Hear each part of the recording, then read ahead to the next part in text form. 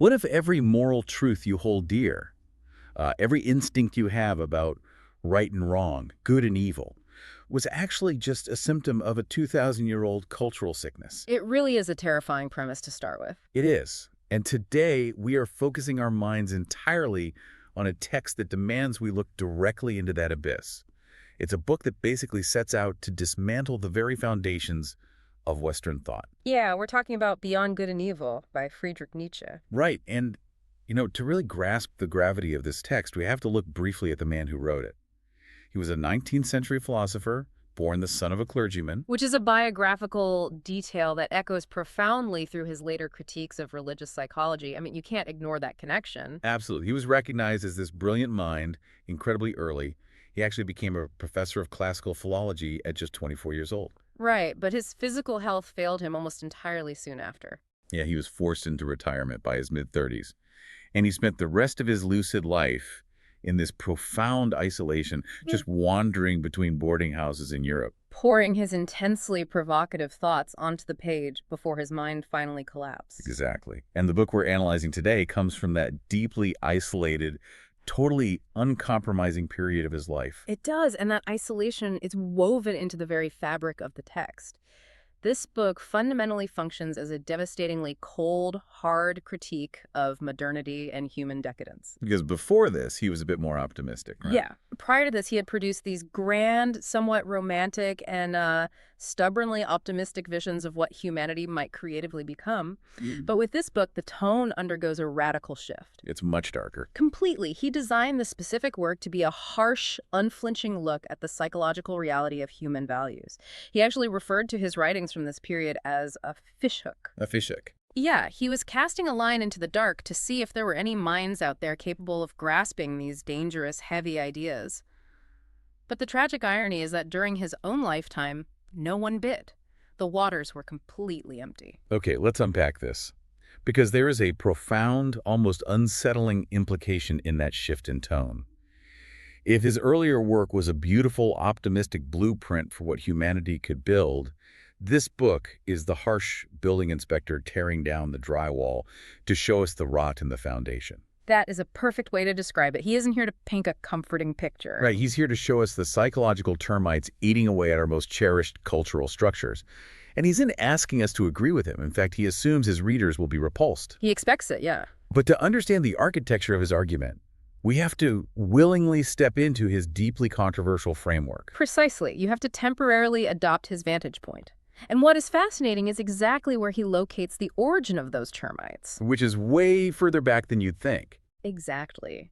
To diagnose the cultural rot of modernity, the book demands that we look backward, far beyond the 19th century, straight back to the ancient Greeks. But not the Greeks we usually celebrate, right? No, not at all. It is not the Greeks we are typically taught to idolize in university lecture halls. The book draws this stark, uncompromising line between the tragic age of the Greeks, meaning the pre-Socratic philosophers, and the early tragedians. Like Aeschylus or Sophocles. Right. It draws a line between them and the philosophers who came after them. The text reveres those early tragic Greeks because they possessed a specific, terrifying kind of intellectual courage. How so? Well, they had the capacity to look directly at the fundamentally cruel, chaotic, and terrible nature of existence. And instead of flinching or inventing a fairy tale to soothe themselves, they affirmed it. They just accepted the brutality of it. Yes. They viewed life with all of its inherent, unavoidable suffering as a beautiful, tragic aesthetic phenomenon. So they stared into the chaos and created magnificent, heartbreaking art out of it, rather than trying to, mathematically solve the chaos. That is the crucial distinction. They didn't try to solve it because they understood it couldn't be solved. But then the book introduces its great villains, the architects of our current cultural sickness. Socrates and Euripides. Exactly. According to the psychological analysis in the text, these two figures ruined that tragic heroism by inventing what he calls optimistic rationalism. Which sounds good on the surface. It sounds incredibly seductive, but the book argues it's incredibly dangerous. It's the idea that virtue is simply a matter of knowledge. It is the belief that if we just use our reason enough, if we just analyze, argue, categorize, and calculate, we can actually fix the world. We can eliminate human suffering. Right. And it was the death of the tragic worldview because it replaced the noble endurance of suffering with the cheap illusion of intellectual control. So what does this all mean? We are taught in every history class to revere Socrates and Plato as the absolute heroes of Western logic. But the book is asking us to view them as the inventors of a cultural sickness, a sickness that makes us run away from the real world. Yes, and I think it's really important to pause here and remind you that we are not endorsing this highly controversial attack on Western philosophy. We are purely unpacking the rigorous, provocative argument the book presents. Of course, we're just tracing the architecture of his thought. Exactly. And you see that avoidance strategy perfectly crystallized in Socrates' most brilliant student, Plato. Plato took this cultural sickness and systematized it.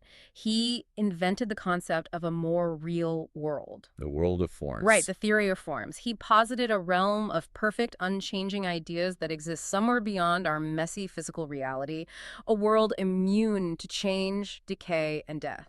And the text asks why someone would invent that. Precisely. The book argues that it is a psychological escape hatch.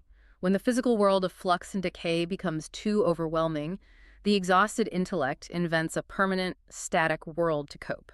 It is a defense mechanism disguised as metaphysics. And that defense mechanism doesn't just stay trapped in elite philosophical circles. It bleeds out into the rest of the world. The text explicitly traces the legacy of Plato's fake real world directly into the dominant religious structure of the West. Yes. The book notoriously labels Christianity as merely Platonism for the people. It takes Plato's highly intellectualized concept of a perfect alternative realm and packages it as heaven for the masses. The psychological mechanism is identical. I mean, think about it. How does a disenfranchised, suffering population endure the brutal reality of their physical existence? By devaluing it. Exactly, by convincing themselves that this life is merely a temporary, unimportant testing ground, and that the real life, the perfect, painless life, awaits them after death. Which deepens the cultural instinct to slander the physical world. It does. It transforms an inability to cope with reality into a supreme moral virtue. That is just a staggering psychological accusation. It links the highest, most revered heights of abstract philosophy with mass religious movements and calls them both symptoms of the exact same coping mechanism. It really pulls the rug out from under the entire Western tradition. But the book pushes even deeper than that, underneath the very floorboards of our cognition. It questions a premise so basic it almost feels dizzying to articulate. It asks, why do we actually want the truth? It's a question almost no one asks. Philosophers have spent millennia locked in intense debate over what the truth is, but they almost never stop to ask why we possess a will to truth in the first place. Right. In exploring that question, the text attacks what it calls the faith in antithetical values. Which is our need to categorize everything into opposites. Yes, human beings naturally want to categorize the world into strict, mutually exclusive binaries. True versus false, good versus bad, logic versus instinct. But the book makes the radical, profoundly unsettling assertion that false judgments, these fictions of logic, invented numbers, fake categorizations, are actually indispensable for human survival. We literally could not live without falsifying the world to make it manageable. We couldn't. Here's where it gets really interesting. It's like our brains are running a virtual reality simulation. The simulation isn't the true physical reality of ones and uses, but if we saw the raw code, we wouldn't be able to survive. Our nervous systems would just short circuit. Exactly. So recognizing untruth as a condition of life is actually a highly advanced biological strategy. You can see this necessity for falsification in something as seemingly objective as mathematics. How so? Well, in the raw, chaotic reality of the natural world, no two things are ever exactly identical.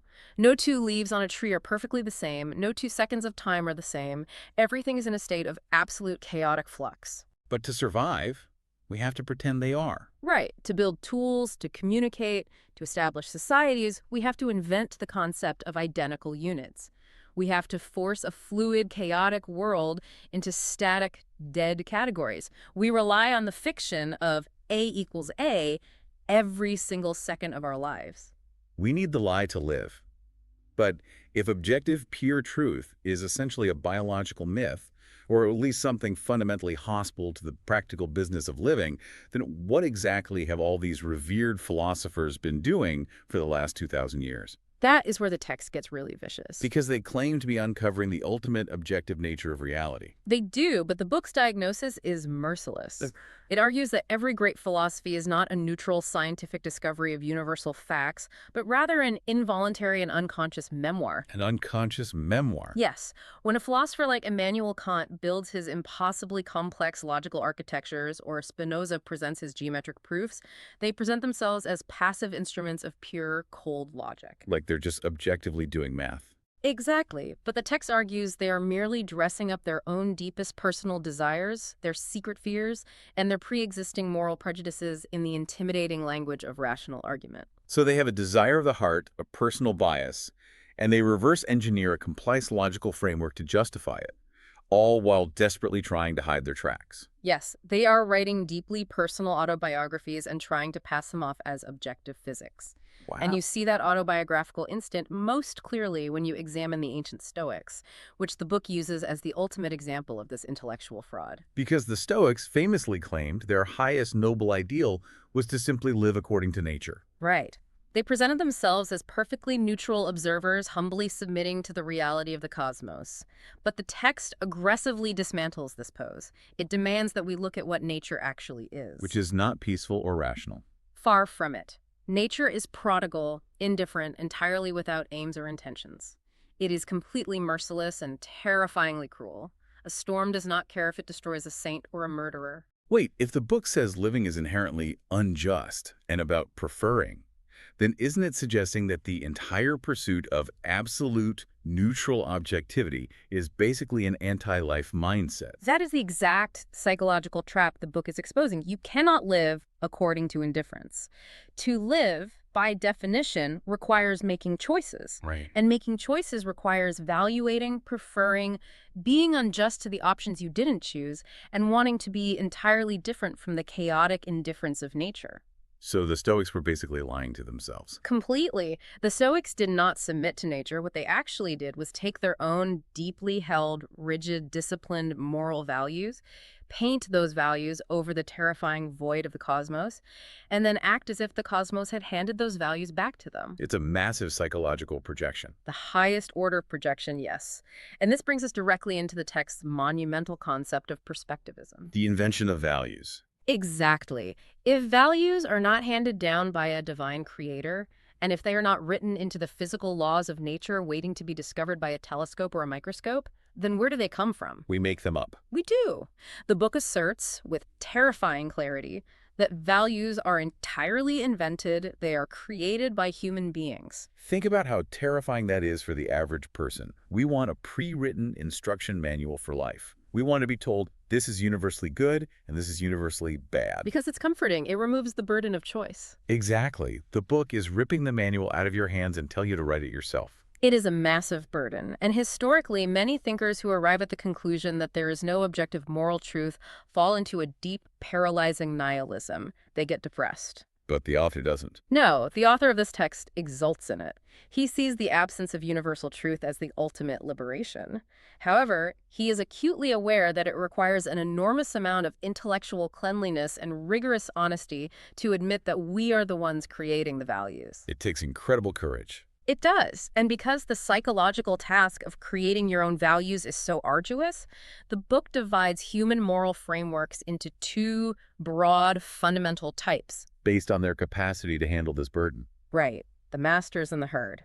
Or you could call it master morality and slave morality. And it's important to clarify that this isn't a historical commentary on literal kings and peasants. It is a typology of human psychology, right? Yes, exactly. It is an internal geography.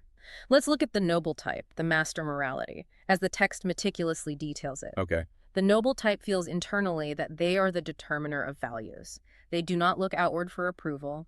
They don't need validation from a community or a higher power. Their mindset is fiercely self-contained. What harms me is harmful in itself. They don't say what harms me is evil according to a universal law. Exactly. The master morality is rooted in a profound feeling of plenitude, an overflowing power, and a joyous self-glorification. Conversely, the herd instinct is entirely different. Completely. The herd instinct, born from the suffering masses, is based entirely on obedience, safety, and the alleviation of suffering. And the book highlights a truly fascinating, deeply cynical societal observation regarding how this herd mentality dominates modern times, doesn't it? It does. It describes a phenomenon it calls the moral hypocrisy of the commanders. In our modern democratized societies, even the people who are in charge have a terrible bad conscience about the very act of commanding. It's a devastating observation. We celebrate leaders today precisely when they say, I'm just a servant of the people. Right. The book argues this is just a disguise because we are collectively terrified of individuals who actually command from their own internal authority. The leaders themselves are terrified of appearing as masters. So they construct a facade where they pretend they aren't actually commanding at all. They pose merely as the humble executors of higher roles. Like the Constitution or the law or God. Or the common good. They borrow the submissive maxims of the herd to justify their own authority, because raw, unapologetic command is viewed by the modern world as inherently immoral. They hide their power behind bureaucracy. Yes, and the text points to Kant's categorical imperative as the ultimate comfort blanket for this herd mentality. Remind me what that is. Kant argued that you must act only according to a rule that you would want everyone universally to follow. On the surface, it sounds incredibly rational and fair. But psychologically? Psychologically, it represents the herd's ultimate desire for the total legalization of life. In a world governed by Kantian ethics, everyone is equally bound by the exact same rational rules. It guarantees absolute safety, but it aggressively eliminates any possibility of greatness. Because greatness, by definition, is an exception to the rule. Exactly. Which brings us to what the author views as the ultimate serious endeavor. Art. Yes. In the framework of this book, art is the highest peak of human activity because it runs the greatest psychological risks and celebrates existence most completely. Without needing objective truth. Right. True greatness requires stepping completely outside the herd's legalized, universalized framework. Historically, the text points to very few figures who manage this. Goethe is held up as a prime example. Johann Wolfgang von Goethe. Yes, the text reveres him as a joyous, investigating pagan, a man who created his own values and utterly despised the life-denying aspects of Western morality. He lived entirely on his own terms. And he was recognized for it by another of the text's rare examples of greatness, Napoleon. Oh, wow. Yeah, there is a deeply illustrative historical moment the text references. When Napoleon finally met Goethe, he looked at the great poet and instinctively exclaimed, "Voilà un homme." That is a man. Right. Napoleon, a conqueror who unapologetically imposed his will upon the world, recognized in Goethe a fellow creator. He recognized a fellow master who wasn't just blindly obeying the rules and constraints of his decadent culture. We constantly desire the fruits of greatness, the breathtaking art, the paradigm-shifting science, the revolutionary leadership. Yet we relentlessly demand that these great individuals submit to the very moral frameworks designed to suppress them. We want the genius of the master, but we demand the obedience of the herd. It forces you to wonder. In a modern world that insists on universal conformity and safety, have we made it impossible for a true creator to ever exist again? We take it as an absolute given, you know, this unquestionable virtue of the mind. The will to truth. Right. We are constantly told that to seek the truth, to strip away falsehood, is the ultimate and most noble pursuit of human consciousness. But the book forces us to halt right at the very threshold of this assumption. It really does. It asks a deeply uncomfortable, almost dangerous question. Why do we blindly value truth over untruth? Why not embrace uncertainty? Or, why not even embrace ignorance? It completely dismantles the pedestal upon which we've placed human inquiry.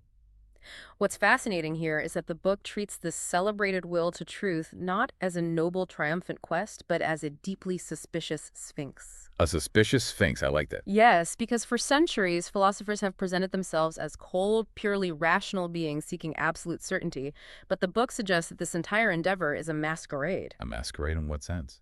It posits that our conscious thinking, the very logic we pride ourselves on, is not autonomous at all.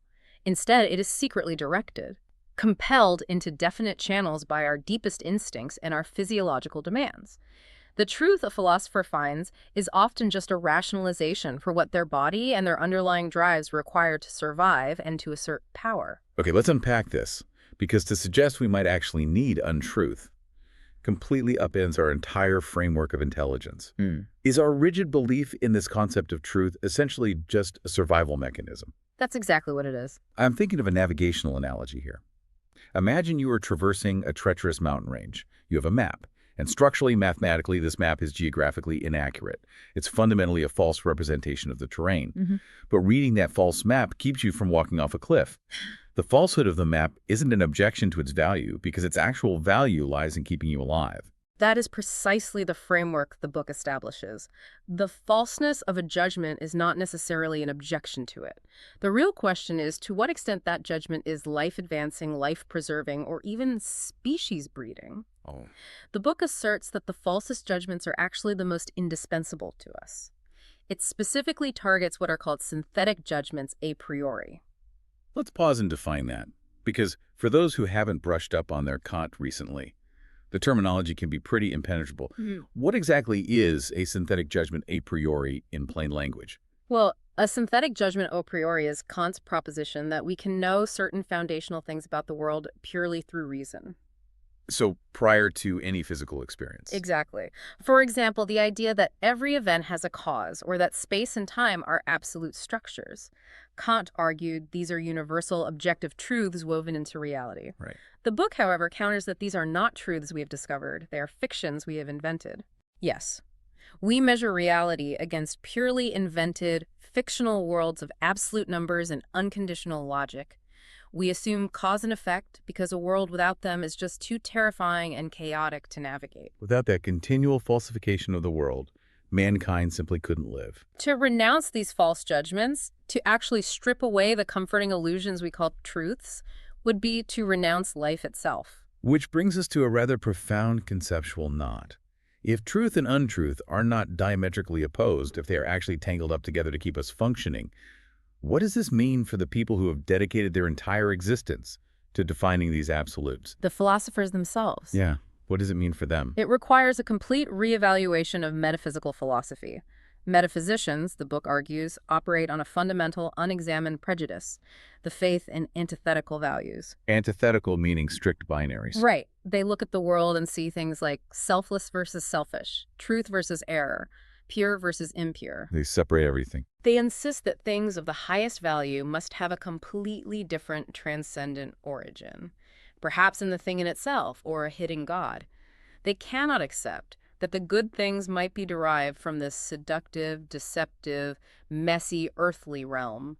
But the book suggests these supposedly antithetical values are actually intimately knotted and crocheted together, doesn't it? It does. The exalted values might be essentially identical to the wicked, appetite-driven things they despise. This leads into what is arguably the most piercing critique in the entire text. The book argues that every great philosophy is not a system of cold, calculated logic. It is, in fact, an involuntary and unconscious memoir. That is a brilliant phrase. Isn't it? Philosophers present themselves as having attained their opinions through the pure, divinely unperturbed self-evolution of dialectic. But really, they are just acting as cunning pleaders for their own pre-existing prejudices. Which they simply baptize as truth. Exactly. They are driven by a desire of the heart, which they then defend with reasons sought out only after the fact.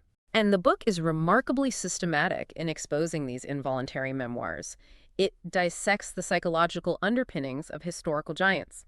Let us return to Immanuel Kant, for instance. The book openly mocks his Tartuffery. Tartuffery, referencing Moliere's famous play about a religious hypocrite. Precisely. It describes the stiff, virtuous spectacle of Kant luring us along dialectical bypaths simply to mislead us toward his categorical imperative. His supposedly universal moral law that dictates how all rational beings must act. Yes. But the book exposes this grand moral law not as universal logic, but as Kant's own rigid, personal moral prejudice wrapped up in the disguise of objective philosophy. If Kant was dressing up his personal morality as a universal law, did others do this with different tools? What about someone who utilized seemingly impenetrable, cold mathematics like Spinoza? Spinoza is a perfect example. The book points out how Spinoza masked his personal timidity and vulnerability in the hocus-pocus of mathematical form. Mathematical hocus-pocus. He encased his philosophy in rigid geometric proofs, axiomatic definitions, and mathematical structures. He was trying to strike terror into anyone who might dare to challenge him. So as a defense mechanism. Entirely. The book views this not as a triumph of reason, but as the masquerade of a sick, isolated recluse trying to project invulnerability. His philosophical structure was a coping mechanism. We see a similarly bitter psychological unmasking when the book examines the ancient Greeks, specifically Epicurus and Plato. The book mentions Epicurus calling Plato and his followers Dionysiokalaikes. Yes, a term that literally translates to flatterers of Dionysus.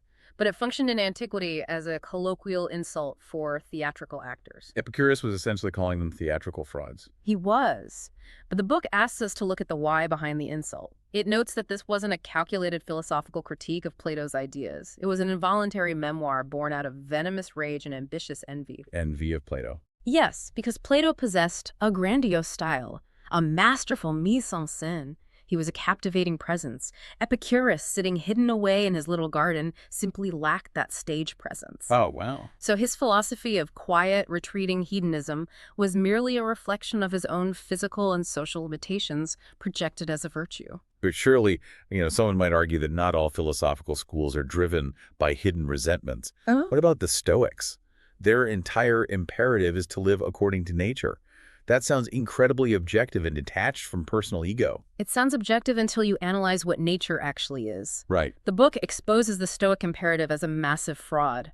Nature is prodigal. It's indifferent, without aims or intentions, without mercy or justice. To live is precisely to want to be different from that pure indifference. So they aren't actually following nature at all. Not at all. The Stoics don't actually want to live according to nature. They want to tyrannize nature, to force it into the image of their own strict morality. They possess an abysmal arrogance.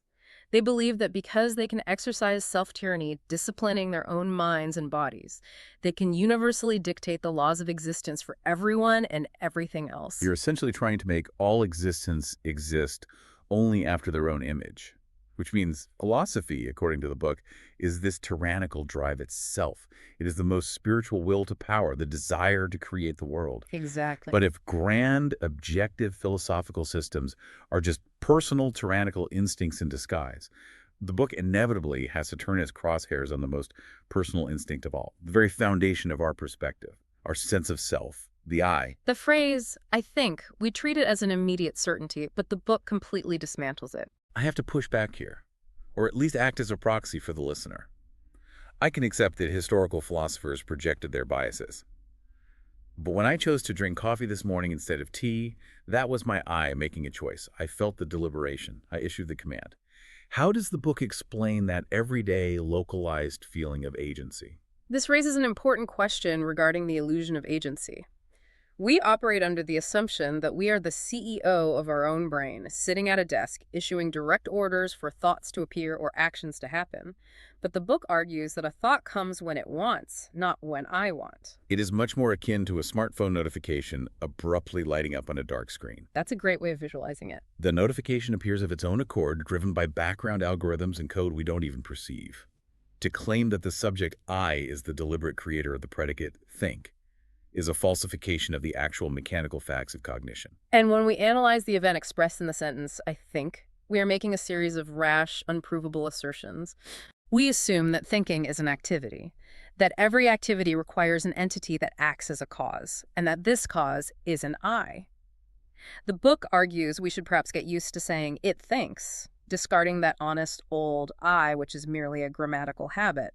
And if the I is an illusion, the concept of the will is even more deeply misunderstood. Philosophers treat willing as if it were the simplest, best-known thing in the world. Schopenhauer claimed it was the only thing truly known to us completely. Right. But the book provides a hyper-detailed breakdown showing that willing is actually a massively complicated complex of sensations. Willing isn't just a single switch you flip in your mind. First, there's a plurality of sensations. Yes. There's the physical sensation of the condition we are leaving, the sensation of the condition we're moving toward, and the accompanying muscular habit that comes into play even before we move our arms or legs. But beyond the physical feeling and the commanding thought, willing is above all an affect, specifically the effect of command. Yes, the effect of superiority over that which must obey. And this is where the book introduces a profound conceptual structure regarding our internal physiology. How so? Our body is not a single monolithic entity.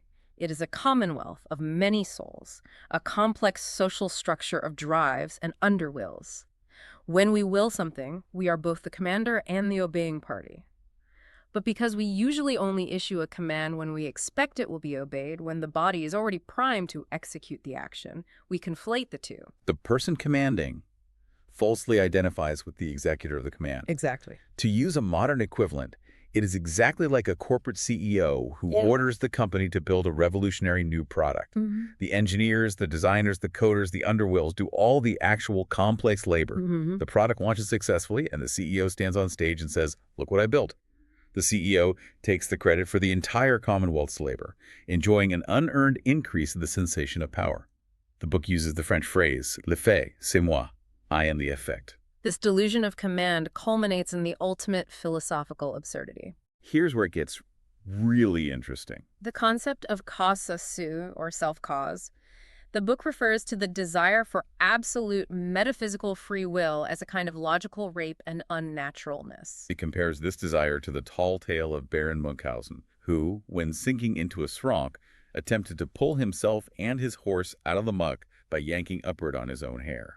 It is the extravagant pride of mankind. We want to bear the sole ultimate responsibility for our actions and absolve God, the world, our ancestors, and society from any influence over us. We want to pull ourselves into existence out of the swamp of nothingness by our own hair.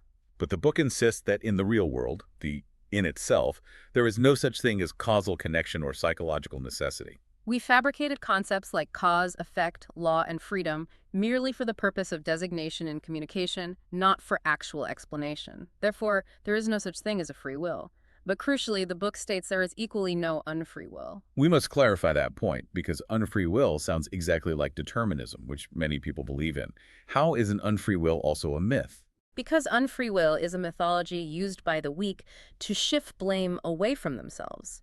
If you believe your will is entirely unfree, you are completely absolved of responsibility for your lack of power or your failures. It was simply deterministic fate. Right. The book rejects both extremes. In reality, it argues there are only strong and weak wills. If cause and effect are fictions, if free will is an arrogant myth, and if the I doesn't even exist as a unified commander, what is actually governing our reality? How do we explain the structures of human thought? The book points us away from pure reason and toward the invisible dominating structures of language itself. The spell of grammar. The book points out a strange family resemblance among different philosophical systems. Indian, Greek, and German philosophies continually trace the identical orbit. They fall into the same systematic patterns not because they are discovering universal truths, but because of a language affinity. They're unconsciously dominated and directed by similar grammatical functions. This is a massive claim. How exactly does grammar dictate a philosophical worldview? What about the Ural-Altaic languages the book specifically mentions?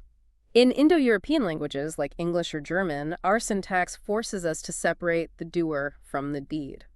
When we say lightning flashes, our grammar demands a subject, the lightning, that actively performs the verb flashing.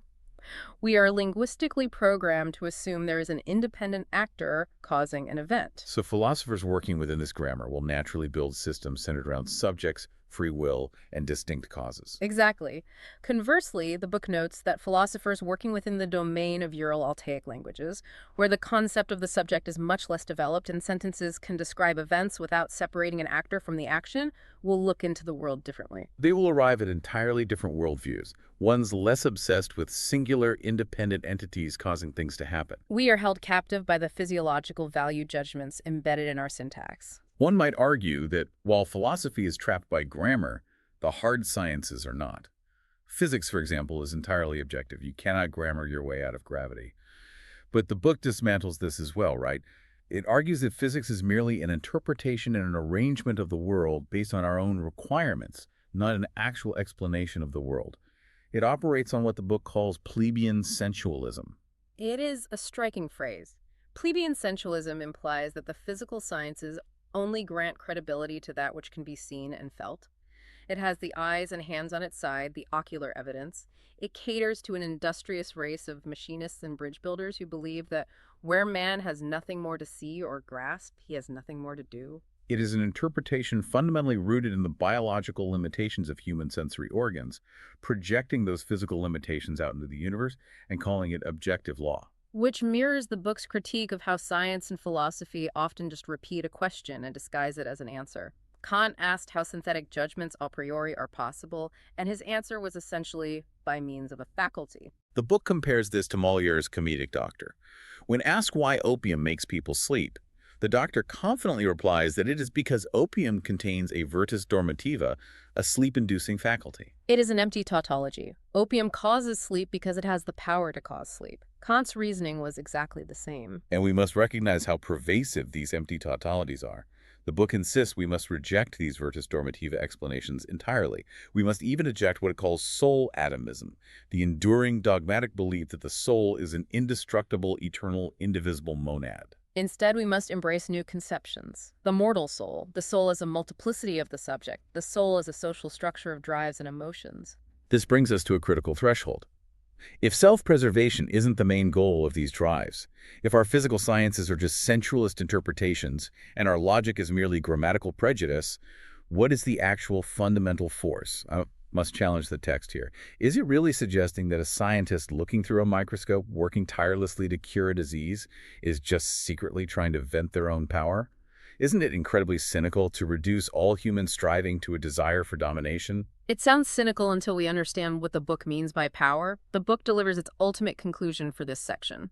Physiologists are wrong to postulate self-preservation as the cardinal drive of an organic being. Self-preservation is merely an indirect and frequent byproduct. So what is the main goal? A living thing desires above all else to vent its strength. Life as such is the will to power. The scientist curing a disease is imposing human understanding and order onto the chaos of nature. They are mastering the virus. That is venting strength. Every drive is tyrannical in the sense that it seeks to impose its own perspective, to express its dominance, and to shape the world according to its own image. This will to power is the true engine underneath all our illusions of truth, morality, and objective science. By letting go of these 2 millennia of errors, the illusion of the pure spirit, the myth of the indivisible soul, the blind worship of an objective truth, we are left in a profoundly altered state. The book suggests that the struggle against these monumental errors, the struggle against the ecclesiastical pressure of Europe, has actually created something remarkable.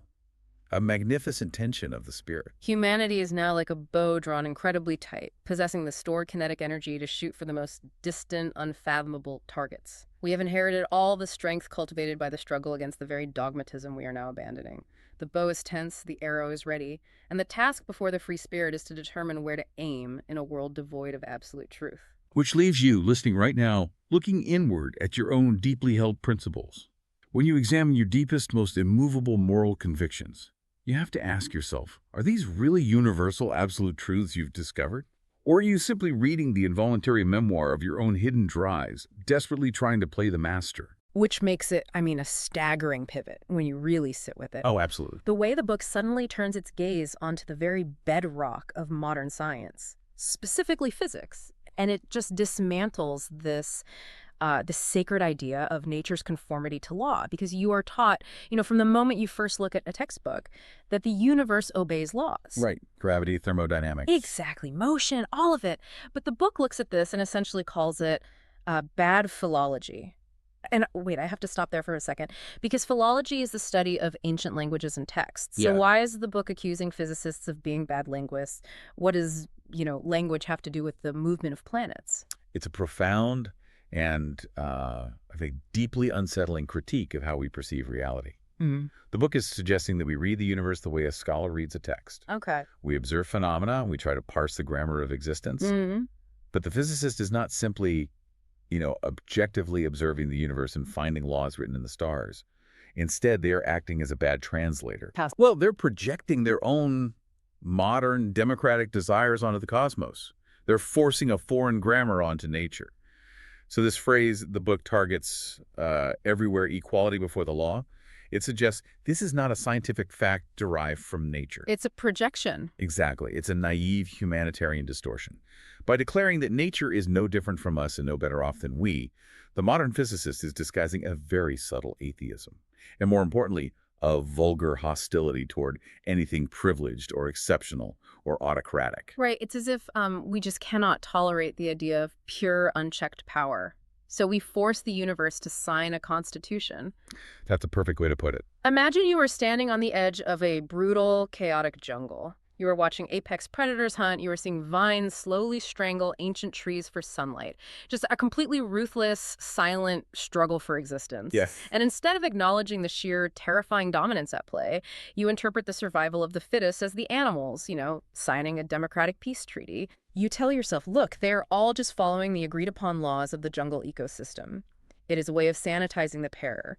You project a civic structure onto chaos just so you can sleep at night. And that is precisely the psychological comforting mechanism the book is tearing down. Because the alternative presented is far more severe and much colder. Okay. The universe isn't polite. It isn't following a set of civic rules. It is instead a relentlessly inexorable enforcement of the will to power. The will to power. Yeah. Every single force at every single microscopic and macroscopic moment is drawing its ultimate consequences. The universe has a calculable course, not because there are laws, but because laws are absolutely lacking. Wow. There is only power demanding its expression, meeting other powers demanding their expression. To call it tyranny would be, it would be too human of a metaphor. It is just the raw, unconditioned mechanism of existence. Which forces a rather uncomfortable question, I think. If everything at its core is just this ruthless-willed power, if the physical universe is just raw forces clashing, why hasn't human psychology as a discipline acknowledged this in us? That's the real issue. Yeah, why do we still analyze human motivation under the illusion of polite, selfless drives? Well, because, the text argues, psychology has been hopelessly anchored by moral timidities. It hasn't dared to venture into the actual depths. It's too afraid. Exactly. To truly conceive of life as the development of the will to power requires an intellectual bravery that most simply do not possess. It means accepting a premise that induces a kind of moral seasickness. Seasickness. Yeah, that what we call our good impulses, our charity, our kindness, our pursuit of justice might actually be inextricably linked to or even derived directly from our wicked impulses. Hatred, envy, covetousness, the lust for domination. Wait, I have to push back on that. Are we really equating charity, like giving to the poor, caring for the sick, with the lust for domination? According to this framework, yes. That feels like an incredibly cynical, almost adolescent edgelord take. How does the book justify tearing down basic human empathy? I mean, how is handing someone a piece of bread an act of hatred or domination? The book does not ask you to view it as malice. It asks you to view it as an expression of power. Okay. Look at the mechanism of charity through this lens. When you give to someone who is destitute, you are undeniably placing yourself in a position of superiority. You have something they need. Right. You are demonstrating that you have a surplus of resources, a surplus of safety, and you are exerting your power to alter their reality. You are making them dependent on your grace. Oh, I see. The book is asking you to strip away the warm moral glow we attach to the act and examine the raw mechanics beneath it. Empathy, justice, pity, these are not opposites of the will to power. They are highly refined, socially acceptable manifestations of it. They're masks. Yes. The total economy of life requires these drives to expand and dominate. To deny this is to deny the fundamental engine of life itself. So, we dress up our desire for power in the costume of virtue just to survive ourselves. Which brings us to a quiet, almost melancholic revelation in the text. The concept of o sancta simplicitas. The holy simplicity. It's a beautiful phrase. It is. The book observes, with a kind of dark marveling, the strange simplification and falsification of the world that mankind requires just to endure life. It argues that we have artificially made everything around us bright, free, easy, and simple. We had to. Right. And here's the truly disorienting part. The book claims that knowledge is not the opposite of ignorance. No, it is a fundamental misunderstanding to view them as opposites. Knowledge is merely a refinement of the will to non-knowledge. Walk me through the mechanics of that. I mean, how is knowing something just a highly evolved form of not knowing? Think of how our biology and our language function. If we truly perceive the chaotic, endlessly complex, and ruthless will to power interacting at every microscopic moment, our nervous systems would be paralyzed by the sheer terror and noise of it. It would be too much data. Way too much. We need a granite basis of ignorance to stand on. Language itself forces us into this trap. It categorizes the infinite spectrum of reality into crude antitheses. We say things are hot or cold. Right. Good or evil, true or false. Where in reality there are only degrees, volatile mixtures, and subtle gradations. Our very biology is in love with error because it is in love with life. We survive by falsifying the world into manageable, simplistic categories. So what we proudly call scientific knowledge is It's just our attempt to make our illusions slightly more predictable. But if the world is a necessary fiction, what happens to the archetype of the philosopher? I mean, the classical image we hold dear is the brave martyr, the knight of sorrowful countenance, standing before the tribunal, defending the ultimate truth against the ignorant masses. If truth is just a refined error, does the martyr become a fool? Worse than a fool. The book thoroughly dismantles that romanticism, issuing a severe warning. Beware of martyrdom, beware of suffering for the sake of truth. Because the moment a thinker becomes a public defender of truth, they lose their fine neutrality. The mechanism here is psychological degradation. Oh, so. The struggle against slander, suspicion, and the hostility of the crowd spoils the philosopher's conscience. It makes them obstinate, stupid, and brutal. The text argues that by standing trial and engaging in solemn gesticulations before accusers, the philosopher degrades into a mere stage actor, a satyr. Wow. You are forced to condense your infinitely complex, nuanced understanding into a blunt slogan that the crowd can digest. You become a parody of yourself. It is a farcical afterpiece to the tragedy of thought. Wait, so if fighting the crowd and defending your philosophy in the public square inevitably turns you into a stubborn actor, a caricature, then the only logical move for the true thinker is retreat. Yes. You have to remove yourself. You must build what the book calls a secret citadel. A citadel where the superior human being is set free from the crowd, from the majority, from the suffocating rule of the average man. Now, the study of the average human being is necessary, of course. The book dryly notes it is the malodorous, unpleasant part of a philosopher's education. Exactly. But to remain in the crowd without being poisoned by their simplistic moralities requires a very specific kind of intellectual digestion. And this leads to the book's fascinating, counterintuitive defense of cynicism. This part demands that you really listen closely, because it flips everything upside down. The book instructs the higher mind to prick up your ears whenever someone speaks badly of humanity without indignation. Cynicism is presented not as a flaw, but as the only form in which common souls actually brush up against honesty. It serves as a profound psychological diagnostic tool. Think of the indignant man, the moralist who is constantly tearing at the world or society or politics with righteous moral outrage. We see that everywhere. The text warns that no one lies so much as the indignant man. His moral outrage is a performance, a complete blindness to his own will to power. He is furious because he lacks power, and he disguises that lack of power as a moral critique. But the cynic, the scientific satyr who looks at humanity and sees only hunger, sexual desire, and vanity, and speaks of it innocuously without bitterness, that person is touching upon the raw mechanics of reality. They see the animal in man and do not bother to dress it up in moral finery. But wait.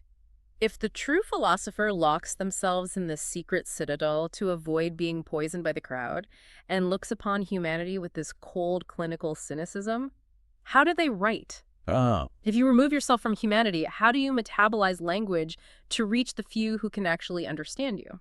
That introduces the metabolism of language, which is a brilliant way to analyze philosophy. The book argues that the hardest thing to translate isn't the vocabulary, it's the tempo of a style. The tempo. Yes, the tempo reflects a culture's physiological metabolism. The text heavily critiques the German language, describing it as virtually incapable of the presto, the rapid, leaping tempo of free-spirited, dangerous thought. It's like trying to compose a frantic improvisational jazz solo using only the rigid mathematical structure of a Gregorian chant. Precisely. The grammar itself, where you are forced to wait until the very end of a long, ponderous sentence just to find the verb. It forces the thinker to be patient, heavy, and solemnly serious. It is structurally at odds with dangerous Quicksilver ideas. Exactly.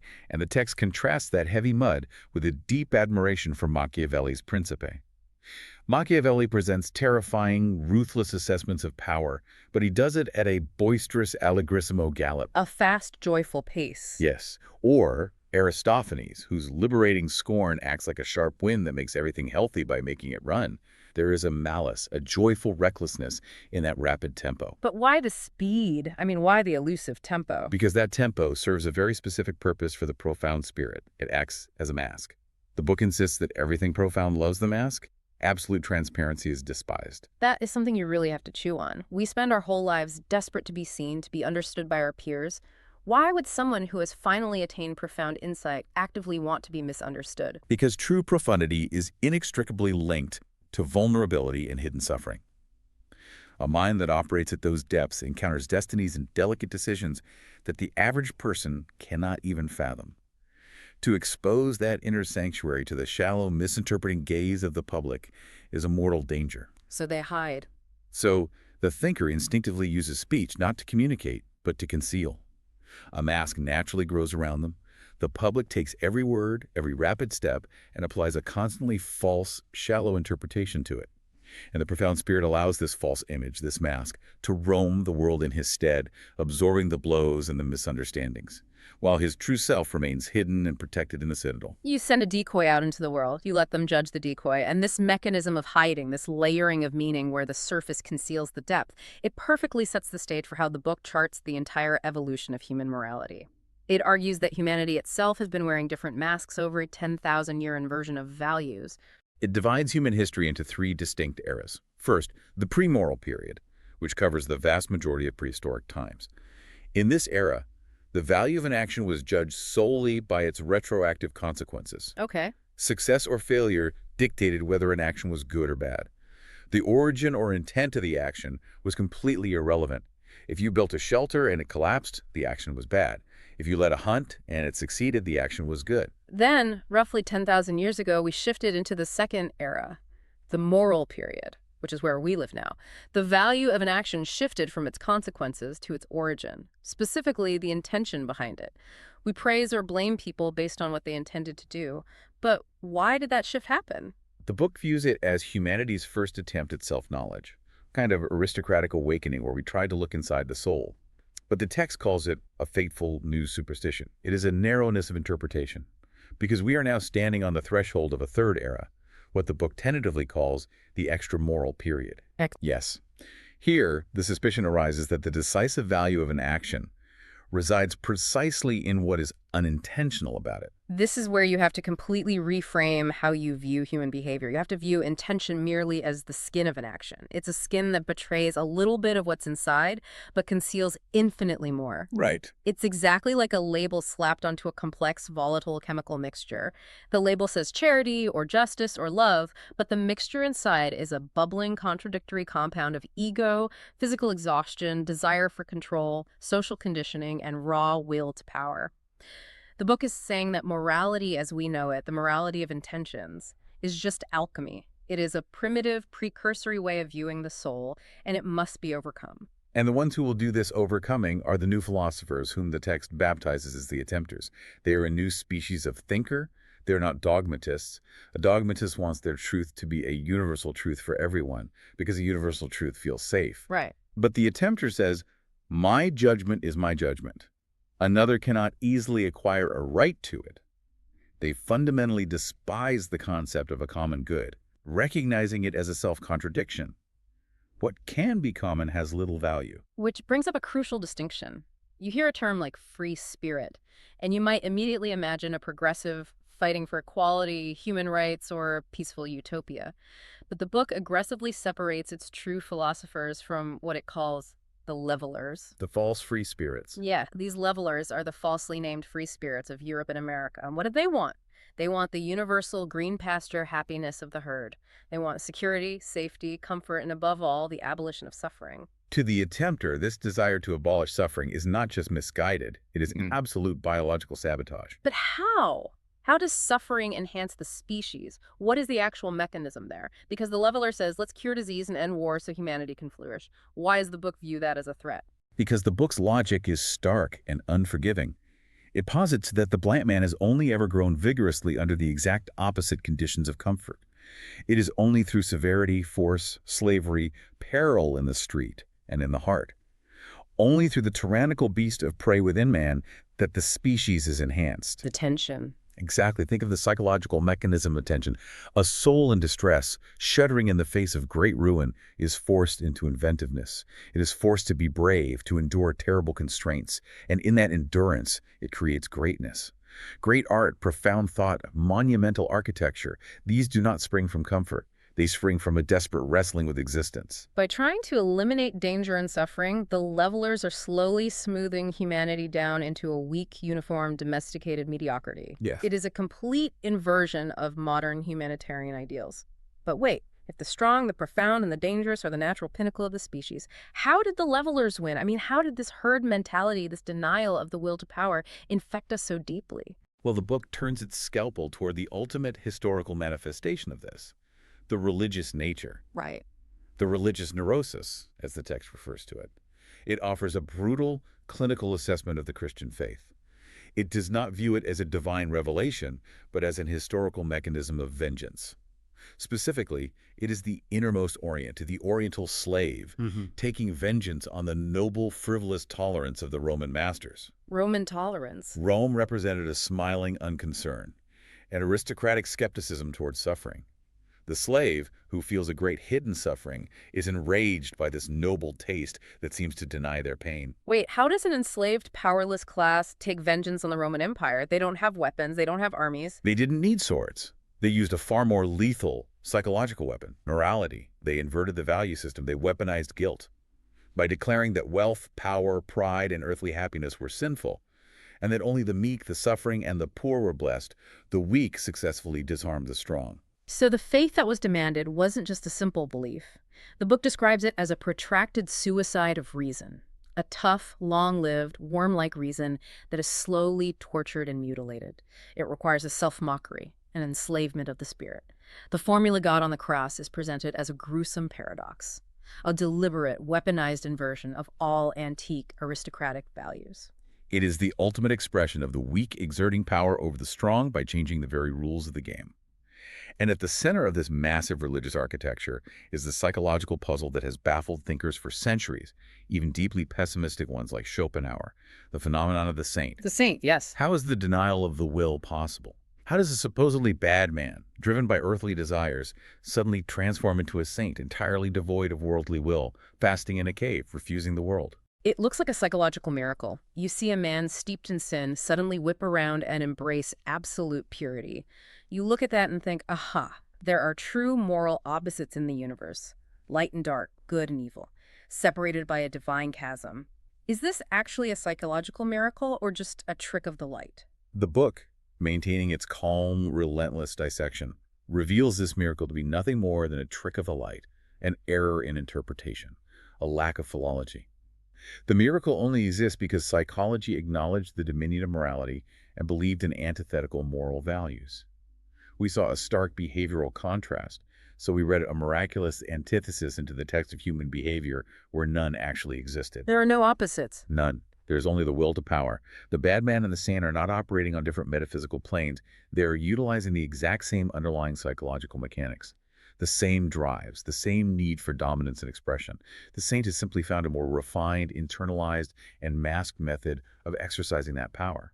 The ascetic who starves himself is not lacking the will to power. He is exerting the ultimate, tyrannical power over his own biology.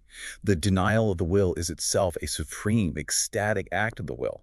The entire architecture of our morality, our physics, our religion, all of it reduced to a comforting simplification, a mask to hide the relentless machinery underneath. It leaves you standing on the edge of that dark ocean, peering into the chaos.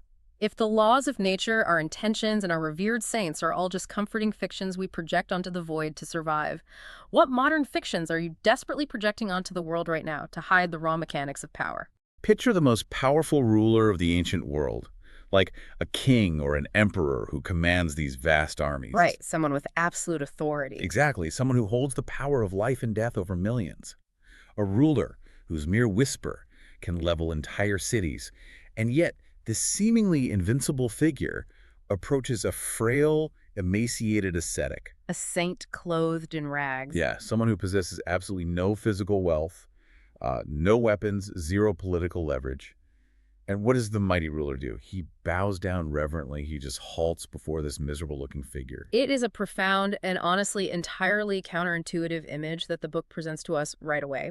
You have the ultimate embodiment of worldly authority yielding to the ultimate embodiment of self-denial. It really makes you stop and wonder. Exactly. And the text asks a very piercing question. Why did they bow? We really have to look past our modern assumptions here. It wasn't out of pity for the poor. Right, it wasn't charity. No, it certainly wasn't out of simple religious piety or, compassion. The ruling class bowed because they sensed a terrifying, unsubdued enemy. They looked at the ascetic and recognized an enormity of denial. Which makes sense, because to deny your own biological imperatives, to actively starve yourself, to embrace absolute poverty, to reject every worldly pleasure and comfort, that requires a colossal, almost terrifying amount of strength. It does. It's a highly violent act against the self. Okay, let's unpack this. It's like an undefeated heavyweight champion suddenly being terrified of a monk who has taken a vow of silence. That's a great way to visualize it. Because the king's cower is physical, right? It's external. But the monk's power is this absolute tyranny over their own biology. But I have to ask, isn't the king just projecting his own obsession with dominance onto the saint? What do you mean? Well, he sees this intense self-control, and because he only understands the world through the lens of conquest, he can only interpret the saint's fasting as a rival form of conquest. What's fascinating here is that the heavyweight champion metaphor works on a surface level, but we have to push it further. It isn't merely that the king is projecting a different style of power onto the ascetic. Oh, so it's more than just projection. Yeah, the king is recognizing that the ascetic has actually neutralized the very tools of power. I mean, you cannot threaten a man with death if he already welcomes it. Right. Wow. You cannot bribe a man with wealth if he treats gold as dirt. The ascetic's self-constraint is the ultimate flex of willpower. It's a mastery so total, so absolute, that it makes worldly political power look kind of sloppy and superficial by comparison. That is wild to think about. And this inward turning of the will leads the book to map out the psychological evolution of this dynamic. It calls it the great ladder of religious cruelty. Yes, the three rungs of religious cruelty. And I was actually struck by this one terrifying historical example I found in the text. It brings up Emperor Tiberius in the Mithras Grotto on the Isle of Capri. Ah, yes. The first rung. The book breaks this down in excruciating detail. The first rung of this ladder is the prehistoric epoch. This is the literal physical sacrifice to a god. But not just any sacrifice, the sacrifice of what you love most. The firstborn child. Exactly. It's the ultimate brutal offering, and Tiberius is mentioned as this horrible Roman anachronism of that ancient physical brutality. And we really have to understand why humanity engaged in that prehistoric cruelty. It wasn't just mindless violence, it was a transactional proof of devotion. Like a trade. Right. You prove your subservience to the divine by inflicting the maximum possible emotional and physical pain upon yourself through the loss of your child. But then human consciousness evolves, or at least it internalizes the cruelty. Moving to the second rung. Yes, the moral epoch. Here, you no longer sacrifice your children. Instead, you sacrifice your strongest instincts. You sacrifice your very nature. This is exactly where our ascetic from the introduction lives. So the cruelty is directed entirely inward. It's basically a self-mutilation of the psyche. Precisely.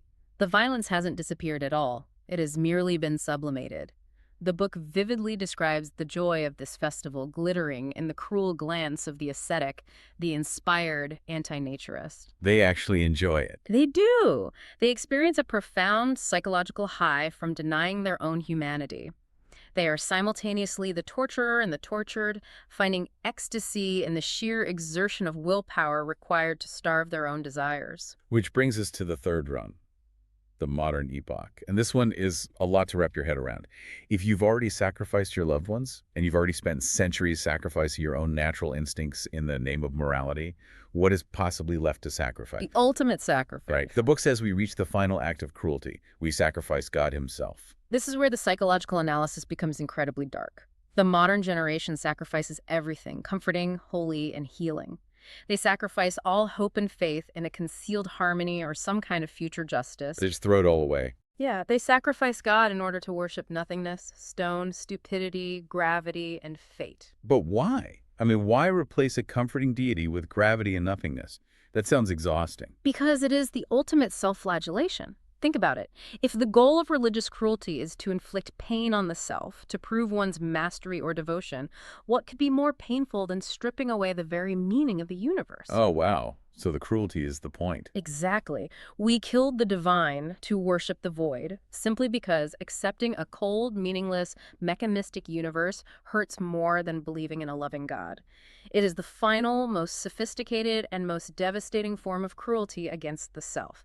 It's intellectual nihilism. That is heavily pessimistic. Good. But if the ultimate modern cruelty is the sacrifice of the Christian God, we really have to understand how the book evaluates the very foundation of that God, the biblical texts themselves. Yes, the aesthetic critique. Right. The book shifts its gaze from the psychology of cruelty to a radical aesthetic judgment of the Bible. And we must be incredibly clear here for you listening. We are impartially reporting the book's specific philosophical and aesthetic evaluation of these historical texts. We are not endorsing or condemning them. Of course, it's an analysis of the text's literary perspective. Exactly. So the book possesses this profound, almost trembling reverence for the Jewish Old Testament. It describes the men, the things, and the speeches in it as possessing a grand style that makes Greek and Indian literature look like absolutely nothing in comparison. The author views the Old Testament as a monument to what raw, unfiltered humanity once was. He says one stands before these remnants with sorrowful thoughts about the vastness of old Asia. And Europe doesn't compare favorably, right? Not at all. He views modern Europe as just a little jutting out promontory that falsely claims to represent progress. What makes it grand in the book's eyes is that it doesn't apologize for human nature. It's unapologetic. Completely. It features massive, flawed, monumental figures acting out of profound wrath, love, and power. If you are someone who appreciates greatness in literature, the book argues the Old Testament is the absolute touchstone. And if you think about the media we consume today, we often prefer exactly that, don't we? We love the gritty, flawed, monumental anti-heroes of the Old Testament style over flawless, polite, moralizing characters. We definitely do. Because when the book turns its attention to the New Testament, the contrast is blistering. It calls the New Testament a book of mercy populated by petty souls and devotees. The language used is very harsh. Yeah, and he describes it as having a rococo taste, which implies something overly delicate, ornamental, and fussy, and even says it has a delicate, musty odor. And the ultimate crime, according to the book, what it calls the sin against the spirit, was the audacity of literary Europe. Gluing them together. Right, gluing this grand and magnificent Old Testament together with the petty New Testament to form a single book, the Bible. It is a purely aesthetic outrage. To the author, combining the massive, archaic architecture of the Old Testament with the delicate, moralizing, domestic nature of the New Testament is just a grotesque mismatch. Like putting a tiny lace doily on a massive iron throne. Exactly. It is an offense against literary and spiritual taste. The book views the two texts as fundamentally opposing forces. One champions the raw power of nature, and the other champions the ascetic denial of it. And this aesthetic critique of Christian morality seamlessly transitions into how modern philosophy has systematically dismantled the foundations of Christian thought, often without the philosophers even realizing they were doing it. Yes, the critique moves from art to logic. Right, because modern philosophy didn't just attack the Bible aesthetically, it attacked the very concept of the soul logically. And it did this through an incredibly subtle, almost invisible avenue, which is grammar. Grammar of all things. Yeah, the book argues that since Descartes, and especially with Kant, philosophy has been covertly anti-Christian because it attacks the subject and predicate framework that the entire concept of the soul relies upon. We really have to look closely at this grammatical illusion because it is one of the most foundational claims in the text. For centuries, we believed in the soul the exact same way we believed in grammar. How so? Well, when you say the phrase, I think, grammar demands a subject, the I, and a predicate, the action of thinking. Because our language requires a noun to perform a verb, we naturally, almost instinctively assume that thinking is an activity caused by a stable, enduring entity. And we call that enduring entity the soul. Exactly. Here's where it gets really interesting. So the book is arguing that our entire belief in the immortal soul is basically a typo in human grammar. Basically, yes. It's like looking at a running computer program and assuming there's a tiny physical man inside the processor making the decisions, when really it's just the code executing itself. That's a brilliant analogy. The book suggests that think might actually be the primary condition, and the I is merely an artificial synthesis produced by the thinking itself. But if we take away the I, doesn't that grammatical reduction strip away all human agency? If there is no central commander causing the thought, are we just chaotic biological machines? See, it doesn't strip away agency so much as it shatters the illusion of a unified self. The book leans heavily on Kant's epistemology here, which is simply the philosophical study of how we know what we know. Right, Kant's deep dive into human logic. Exactly. Kant demonstrated that if you start from the subject, you cannot actually prove the existence of the subject. The soul is just another comforting human invention, a linguistic habit we mistook for a metaphysical reality. So we aren't a single pilot flying the plane. No, we are not a single, unified, immortal soul sitting in the driver's seat. We are a multiplicity of biological drives and forces constantly wrestling for the steering wheel. And if I am not a single captain steering the ship, but just a chaotic crew of drives, then the Christian idea of moral accountability completely collapses. I mean, you cannot send a synthesis of drives to hell for eternity. Exactly the point. The collapse of the soul fundamentally changes the power dynamics of religion. If religion is no longer in the business of saving an immortal soul, because the soul doesn't exist, then religion becomes a purely sociological mechanism. It becomes a tool. Yes, a tool for managing biological drives here on Earth, which explains why the book proceeds to split the utility of religion into two distinct categories. Yeah, it shifts to viewing religion as a cynical, incredibly effective tool for education and breeding. It's a way to manage human populations. And for the ruling class, the book uses the ancient Brahmins of India as an example. Religion acts as a shield. A very necessary shield for them. Right. It allows the rulers to obtain peace from the noise and effort of cruder modes of government. It basically cleanses them from the necessary dirt of all politics. By establishing a religious order, they maintain power effortlessly, standing outside and above the masses. And for the ruled, the perpetual drudges of society who actually have to do the backbreaking labor, religion provides something equally valuable, which is sunshine. Sunshine. Yeah, it gives them contentment with their lowly station in life. It ennobles their obedience. It makes their grueling, half-bestial poverty tolerable by giving it a cosmic spiritual significance. It convinces them that their suffering is actually a virtue. But wait, if religion provides a psychological safety net for the masses making their grueling 9 to 5, or historically sunrise to sunset lives bearable, isn't the book being incredibly elitist by eventually calling this a corruption? How do you mean? Well, without that sunshine, without that safety net to protect the vulnerable, wouldn't society just collapse into pure brutality and despair? If we connect this to the bigger picture, you have to understand the specific lens the book is using. It adopts the eye of an Epicurean god. Which means looking from a distance. Yes, meaning it looks down on human suffering from a vast astronomical distance, completely unbothered by our daily struggles or individual tears. The book is profoundly elitist in the sense that it does not care about societal comfort or the mitigation of suffering for the masses. It is a totally different goal. Exactly. It is solely obsessed with the evolutionary cultivation of the highest possible type of human. And from that harsh evolutionary perspective, it delivers a severe warning about what happens when religion stops being a tool of the rulers and becomes the sovereign power itself. Yes. When religions like Christianity or Buddhism rule in their own right, they act as religions for sufferers. Their primary overriding goal becomes the preservation of the sick, the degenerate, and the fragile. Which, to the author, is a disaster. Absolutely. To an author obsessed with cultivating human greatness, preserving the weak is a catastrophic danger. Sovereign religions work toward the corruption of the European race because they systematically stand all evaluations on their head. They smash the strong to protect the weak. They cast suspicion on joy, on beauty, on everything autocratic, manly, and conquering. They turn the love of the earthly into a hatred of the earth. The book argues that by systematically preserving what, in a purely biological state of nature, ought to have perished, sovereign religions have bred a shrunken, ludicrous species. A herd animal. Yes, what the book shockingly terms a sublime abortion. It is an absolutely unforgiving critique of how pity stunts human greatness. And yet, despite this massive civilization-altering influence religion has had over centuries, the book observes that modern people are increasingly atheistic. But here is the brilliant twist.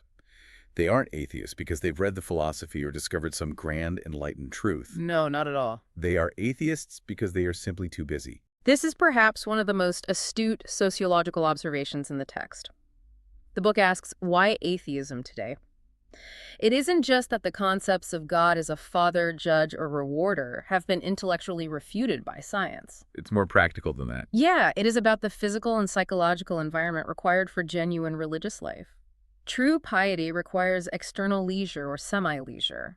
It requires a kind of aristocratic stillness, an ability to sit with one's own thoughts. The book paints this incredibly vivid, slightly mocking portrait of the modern German middle-class scholar. And honestly, it sounds exactly like modern hustle culture. It really does. This person is characterized by a noisy, time-consuming, proud industriousness. They are constantly busy with business, reading the daily newspapers, fulfilling family duties, answering letters. This sheer volume of busy work has literally extinguished their religious instincts. They just don't have the bandwidth. Right. They look at religious people with a kind of dumb amazement, wondering where anyone even finds the time to pray. And they possess a simple, unsuspecting certainty of their own superiority. They think their busy work makes them enlightened. But the book contrasts this constantly distracted scholar with its own profound respect for true piety. Even though the author is an atheist. Yes. Now, the author does not believe religious doctrines are factually true, but he deeply respects piety as the subtlest and ultimate product of the fear of truth. So what does this all mean? The ultimate irony here is that modern society thinks it killed God with science and rigorous logic, but really, we just drowned him out with busy work and Outlook calendars. That's a perfect way to put it. We traded existential depth for sheer, mindless productivity. The book is saying the modern atheist scholar isn't necessarily smarter or more advanced than the pious monk. The scholar is just too distracted by trivial tasks to even face the existential dread that the monk is trying to cure through the art of religion. Is the book actually defending religion here? This raises an important question about the nature of truth versus art in the book. It defends religion strictly as an aesthetic triumph. Ah, as art. Right. It posits that human beings are deeply superficial, out of a necessary biological instinct for preservation. Looking directly at the meaningless void of the universe is paralyzing. Therefore, a truly religious person is actually the highest rank of artist. Because they create a masterpiece to cover the void. Exactly. They are falsifying the image of life, making it otherworldly and divine, specifically to avoid the terror of an incurable pessimism. The book respects the pious person for creating a beautiful, life-saving illusion. But it hates the scholar. It utterly despises the modern scholar, viewing them as a brisk and busy handyman of ideas who lacks the emotional and intellectual depth to even realize they are standing directly over an endless abyss. And that transition from the superficiality of the modern scholar to the deep, terrifying inner workings of the human mind brings us to these sharp flashes of insight into human hypocrisy, memory, and trauma. The psychological aphorism. Yes, take the battle between memory and pride. The book states, "I have done that," says my memory. "I cannot have done that," says my pride, and remains adamant. At last, memory yields. It is a devastating articulation of cognitive dissonance and repressed trauma, written long before modern psychology even formalized those terms. It's so accurate it hurts. It is. The human ego, the pride, is so fragile and so desperate to maintain its narrative that it will literally rewrite history and falsify memory rather than accept that it acted in a way contrary to its ideal self-image. We are constantly acting out our own ideals, aren't we? The book says that a man of genius requires gratitude and cleanliness, but then notes that a great man is often merely an actor playing his own ideal. We perform for ourselves. Yeah, we construct these pristine, flawless versions of ourselves and then fiercely, aggressively defend them against our own memories of our failures. And that aggressive defense of our own perceived righteousness leads us to perhaps the most famous and most haunting warning in the entire text. The monsters. Yes. He who fights with monsters should look to it that he himself does not become a monster, and when you gaze long into an abyss, the abyss also gazes into you. Think about any internet pile-on or righteous cultural crusade today. People start out fighting a perceived monster, someone who has done wrong, and injustice in the world. With good intentions, usually. Right. But in their absolute, unwavering certainty and their rage, they adopt the very tactics of the enemy. They utilize cruelty, harassment, and zero-sum destruction. They become the exact, abusive, unyielding tyrants they set out to destroy in the name of morality. It's a very common cycle.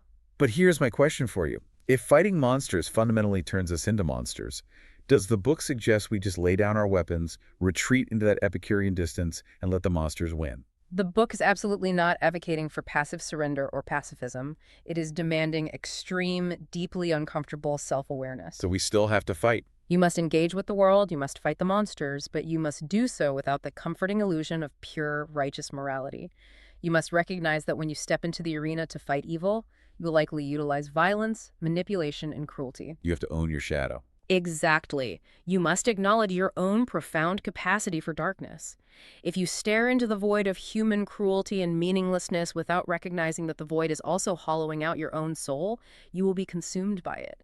You survive the abyss only by accepting that its darkness is also a part of you. It strips away every comfort we have, every moral high ground, every grand narrative of good guys and bad guys. And it leaves us with one final, striking thought to consider. A very provocative thought. A thought that challenges everything we've just unpacked about the mechanics of human behavior. The book states, "That which is done out of love always takes place beyond good and evil." Think about what this means for you, listening to this right now. If morality is merely an illusion of grammar, and if fighting for justice against monsters only turns you into a monster yourself, what happens when you act purely out of love? Does love elevate us to a higher, purer plane where the petty rules of right and wrong simply no longer apply? Or, terrifyingly, does acting out of love make us the most dangerous, unconstrained creatures of all capable of justifying absolutely anything? Imagine a philosopher, right? Someone who stakes his entire intellectual reputation on being this ultimate pessimist. Right, a thinker who basically looks at the entirety of human existence and just declares it to be this agonizing, irrational tragedy. Exactly. A tragedy driven by a blind will to power. And he writes these massive volumes denying the world, demanding that we see through all the comforting illusions of life. But then, and this is the incredible part, after delivering this crushing, world-denying philosophy, he sits down at the dinner table. Yeah, he abruptly halts all that relentless skepticism. Yeah. He preaches this remarkably gentle, sentimental rule to harm no one and help everyone. And then he comfortably plays the flute for the rest of the evening. I mean, it is a hilarious, almost absurd image. It really is. But the author uses this exact real-life example of Schopenhauer to expose a massive, glaring blind spot in what we traditionally call the science of morals. Yeah, because there is this profound sense of disappointment in the book toward past philosophers, even the ones with these towering, unassailable reputations, like Schopenhauer and Kant. The book argues that they approached morality with a staggering, almost clumsy arrogance, right? Completely. I mean, they genuinely believed they were studying morality scientifically, but they were doing nothing of the sort. It's a devastating critique of intellectual complacency. Because if you want to genuinely study morality as a science, you can't just sit in your study and think about what feels right to you. Exactly. You would have to meticulously, painstakingly compare different moralities across these vast stretches of time. You'd need to examine the ethical frameworks of varying climates, ancient cultures, forgotten peoples. Right, engaging in a really rigorous comparative taxonomy of human values.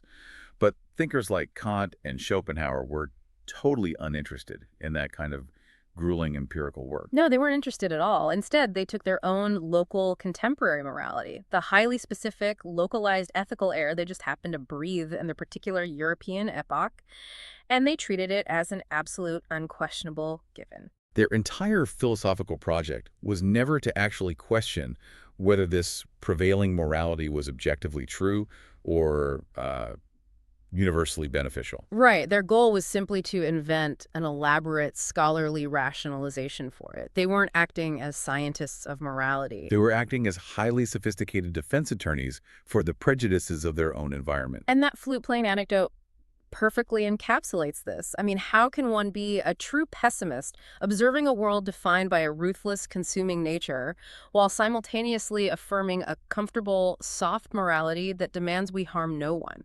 It just doesn't logically hold together.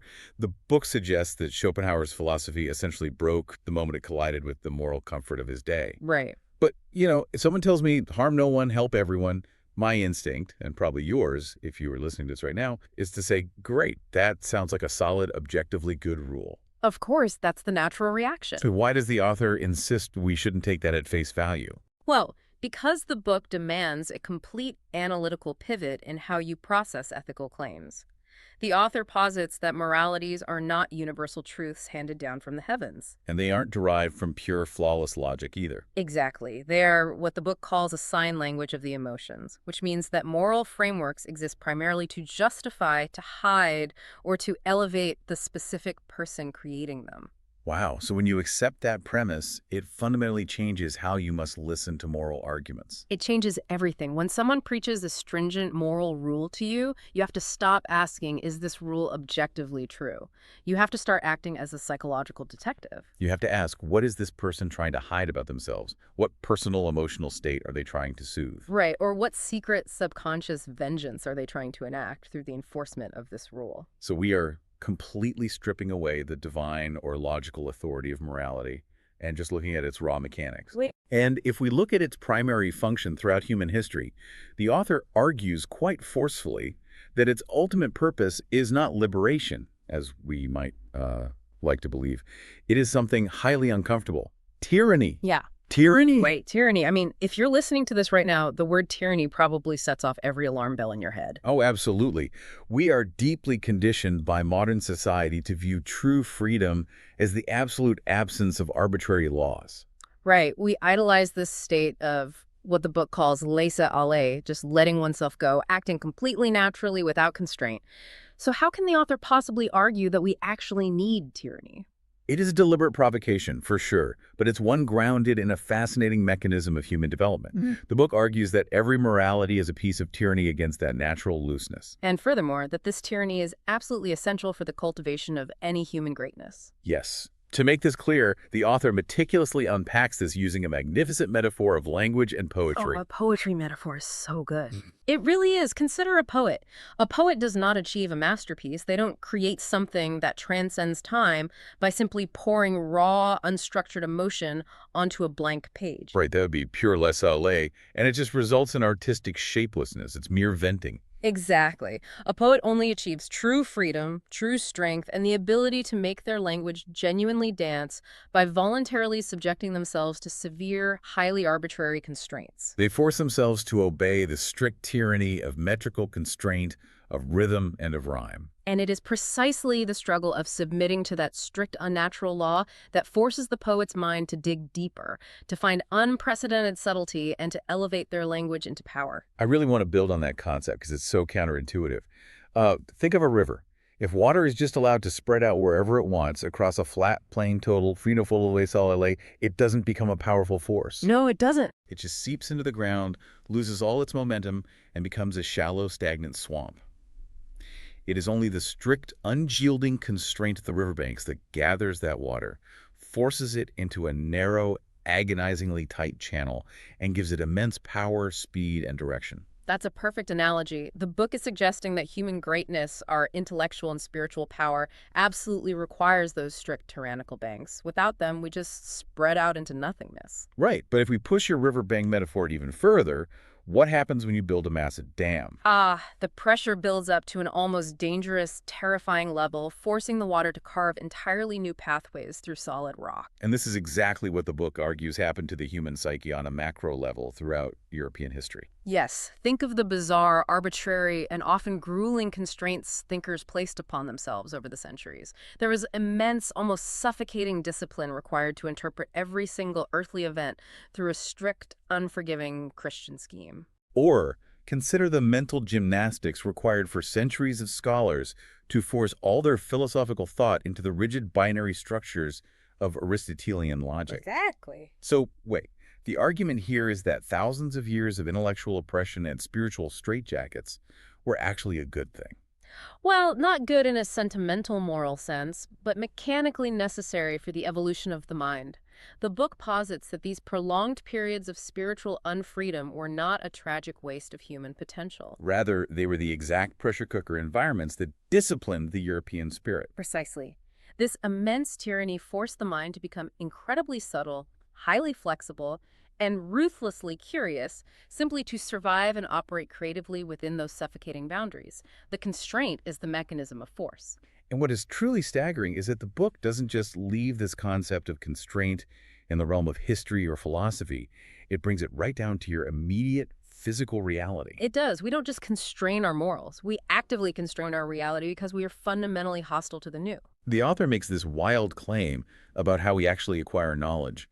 arguing that from the very beginning, humans are accustomed to lying. Yes, we are, at our core, biological artists who fabricate the reality around us because absorbing pure, unfiltered novelty is simply too exhausting. The mechanics of our perception are built entirely on these convenient, constrained fabrications. The brain is the ultimate tyrant. It really is. The author gives brilliant, everyday examples that you can test right now. When you look out the window at a tree, you do not actually see every individual leaf, the exact angle of every branch, or the infinite shifting gradients of light and shadow. Right, processing that level of raw, chaotic data would require an immense paralyzing expenditure of cognitive energy. So instead, your brain takes a tyrannical shortcut. It throws up a generic, prefabricated approximation of a tree. It hallucinates a symbol of a tree so you can move on with your day. It perfectly explains why you can stare directly at a table looking for your keys and not see them, even though they are right there. Your brain isn't actually scanning the table. It's projecting an image of the table from 5 minutes ago to save energy. Exactly. And the book points out this same hallucination happens when you read a page of text. Right. You aren't processing every single syllable or letter. Yeah. You read perhaps 5 words out of 20, and your mind seamlessly hallucinates the rest of the meeting based on what it expects to see, based on its pre-existing mental models. And the book highlights how this deeply ingrained hostility to the unfamiliar happens even with our hearing. It notes that we literally hear the music of foreigners badly. That part is so fascinating. When we encounter a strange, unfamiliar word in a foreign language, our ear doesn't passively record the objective sound. No, we instinctively twist and distort those novel acoustic signals into something that feels like home, into a sound we already possess in our localized vocabulary. We refuse to endure the discomfort of the alien sound. We immediately replace it with a familiar fiction. We do. And I find the book's expansion of this idea into our subconscious absolutely mesmerizing. It argues that this relentless fabrication extends into the architecture of our dreams, creating what it calls the economy of the soul. The author poses a hypothetical here that you really have to pause and visualize. Yeah, suppose you frequently experience the sensation of flying in your dreams. Not just moving quickly, but experiencing a divine frivolity of moving without gravity. Right, soaring without muscular constraint, without the physical abasement of walking. The book argues that you don't simply forget that profound sensation when you open your eyes. That repeated dream experience becomes a tangible, structural part of your psychological wealth. It completely alters your baseline. If your soul's economy is rich with the experience of weightless flight, you wake up with a fundamentally different definition of what happiness and freedom should feel like. Because from then on, the heavy, earthbound, constrained joys of regular waking life will always feel somewhat inadequate. They'll feel somewhat dull because your internal measuring stick has been secretly calibrated by a hallucination. But, this raises a rather haunting question, doesn't it? If our physical senses are constantly taking these tyrannical shortcuts, If we are hallucinating half the words we read, replacing the actual trees we see with internal approximations. right, twisting the words of foreigners and carrying around secret baselines built by dreams, and if even our most rational thoughts are just post hoc defenses of our blind instincts, which the book notes Socrates himself secretly realized, then is every interaction you have mostly just an interaction with your own internal inventions? It's a terrifying thought. Are we ever truly seeing the other, or are we perpetually trapped in a cage of our own simplified fabrications? The text certainly points to a profound and inescapable isolation. We are continuously projecting our own simplified, constrained masks onto the chaotic reality around us, completely convinced we are interacting with objective truth. And this is where the book makes its most monumental leap. When you take this innate collective human instinct to fabricate, to simplify, to reject the unfamiliar, and to seek comfort over truth, and you scale that instinct up from the individual level to the level of an entire civilization, you arrive at the book's most controversial and central historical concept. The morality of the herd. Exactly, the morality of the herd. To understand how this herd morality conquered the world, the book directs us to a massive historical inversion of values. I mean, how did we go from celebrating raw power to fearing it? The author points to a historical concept it calls the slave revolt in morals. It argues that the ancient Jews initiated a historical miracle of inversion. Because in the ancient world, The traits of the master's words, like rich, powerful, violent, ambitious, and sensual, were considered the ultimate good. Right, but this revolt managed to take all those vital, aggressive energies, fuse them all together, and rebrand them as the brand new concept of evil. Concurrently, they elevated the concept of poor, powerless, submissive, and suffering to mean holy and good. This inversion is the hinge upon which all of modern history swings. And it was successful because, as the book details, the vast, overwhelming majority of human beings throughout history have been those who obey rather than those who command. Because we have spent countless millennia in the subordinate position of obeying, this herd instinct has been bred into us as a literal, undeniable biological need. It is not just a social construct. It is a crude, formal conscience that hums constantly in the background of our neurology, demanding obedience. We have an overwhelming appetite to obey something, whether that is a monarch, a parent, a set of democratic laws, or the invisible, crushing, omnipresent pressure of public opinion. The biological instinct to follow is far older, far deeper, and far more entrenched than the instinct to lead. And the driving force behind this entire herd morality, the absolute mother of it all, is fear. Yes, fear. The book traces a fascinating evolutionary timeline of how this fear mutated. When a society is in its early fragile stages, constantly threatened by outside enemies and harsh nature, it actively praises dangerous, aggressive drives. Ambition, rapacity, revengefulness, foolhardiness. These are considered vital, necessary virtues because the community desperately needs these violent energies to protect itself from the invaders. But observe the psychological shift that happens when that society finally becomes safe. Right, when the external threats are vanquished, when the walls are built and the structure of society is fixed and secure. Those powerful, aggressive drives inside the individuals haven't simply evaporated. They are still there, humming with energy. But without an external enemy to direct them toward, they turn inward. Suddenly, the community is terrified of those exact same traits within its own borders. The fear of the invading army is entirely replaced by the fear of the neighbor. So the herd begins the systematic demonization of excellence. Any loftiness, any spiritual independence, the sheer will to stand alone or question the consensus, all of it is suddenly branded as evil. Why? Because it disrupts the peace. It introduces unpredictability. It makes the neighbor quail with anxiety. So the herd elevates the mediocre, the modest, and the self-effacing disposition as the absolute and only valid definition of good. It becomes an active structural suppression of the exceptional. And the ultimate extreme endpoint of this timidity is truly striking and deeply uncomfortable to consider. Yeah, the book argues that society eventually becomes so morbidly tender, so hypersensitive to any form of pain, tension, or consequence, that it actually begins to side with the criminal who harms it. Which, if you're listening to this right now, that claim probably makes you bristle. It feels incredibly harsh to say that our modern sense of empathy is just disguised fear. But let's look at the mechanics of why the author believes that. The book claims that the society's conscience becomes deeply troubled by the very concept of justice if it involves severity. Because the act of punishing the criminal, the raw display of power and consequence, causes the herd intense anxiety. The very thought of inflicting pain, even rightfully and legally, makes them shudder. Their ultimate subconscious driving goal is reduced to this single, pathetic wish. We wish that there will one day no longer be anything to fear. And this is where the author casts a deeply critical eye on the political landscape of his time, and by extension, ours. The book views modern democratic movements, socialists, and anarchists as the direct, undeniable inheritors of this Christian herd morality. The author argues that these groups, despite their revolutionary rhetoric, ultimately desire the exact same thing, a perfectly autonomous herd with no suffering, no masters, no special rights, and no severe consequences. It's a fascinating, if highly controversial, lens to look through. And we need to be clear here. We are purely dissecting the philosophical arguments laid out in the book. We aren't taking a political stance on modern democracy or socialism, but rather exploring the author's highly provocative thesis that these movements represent a desire to eliminate all spiritual tension.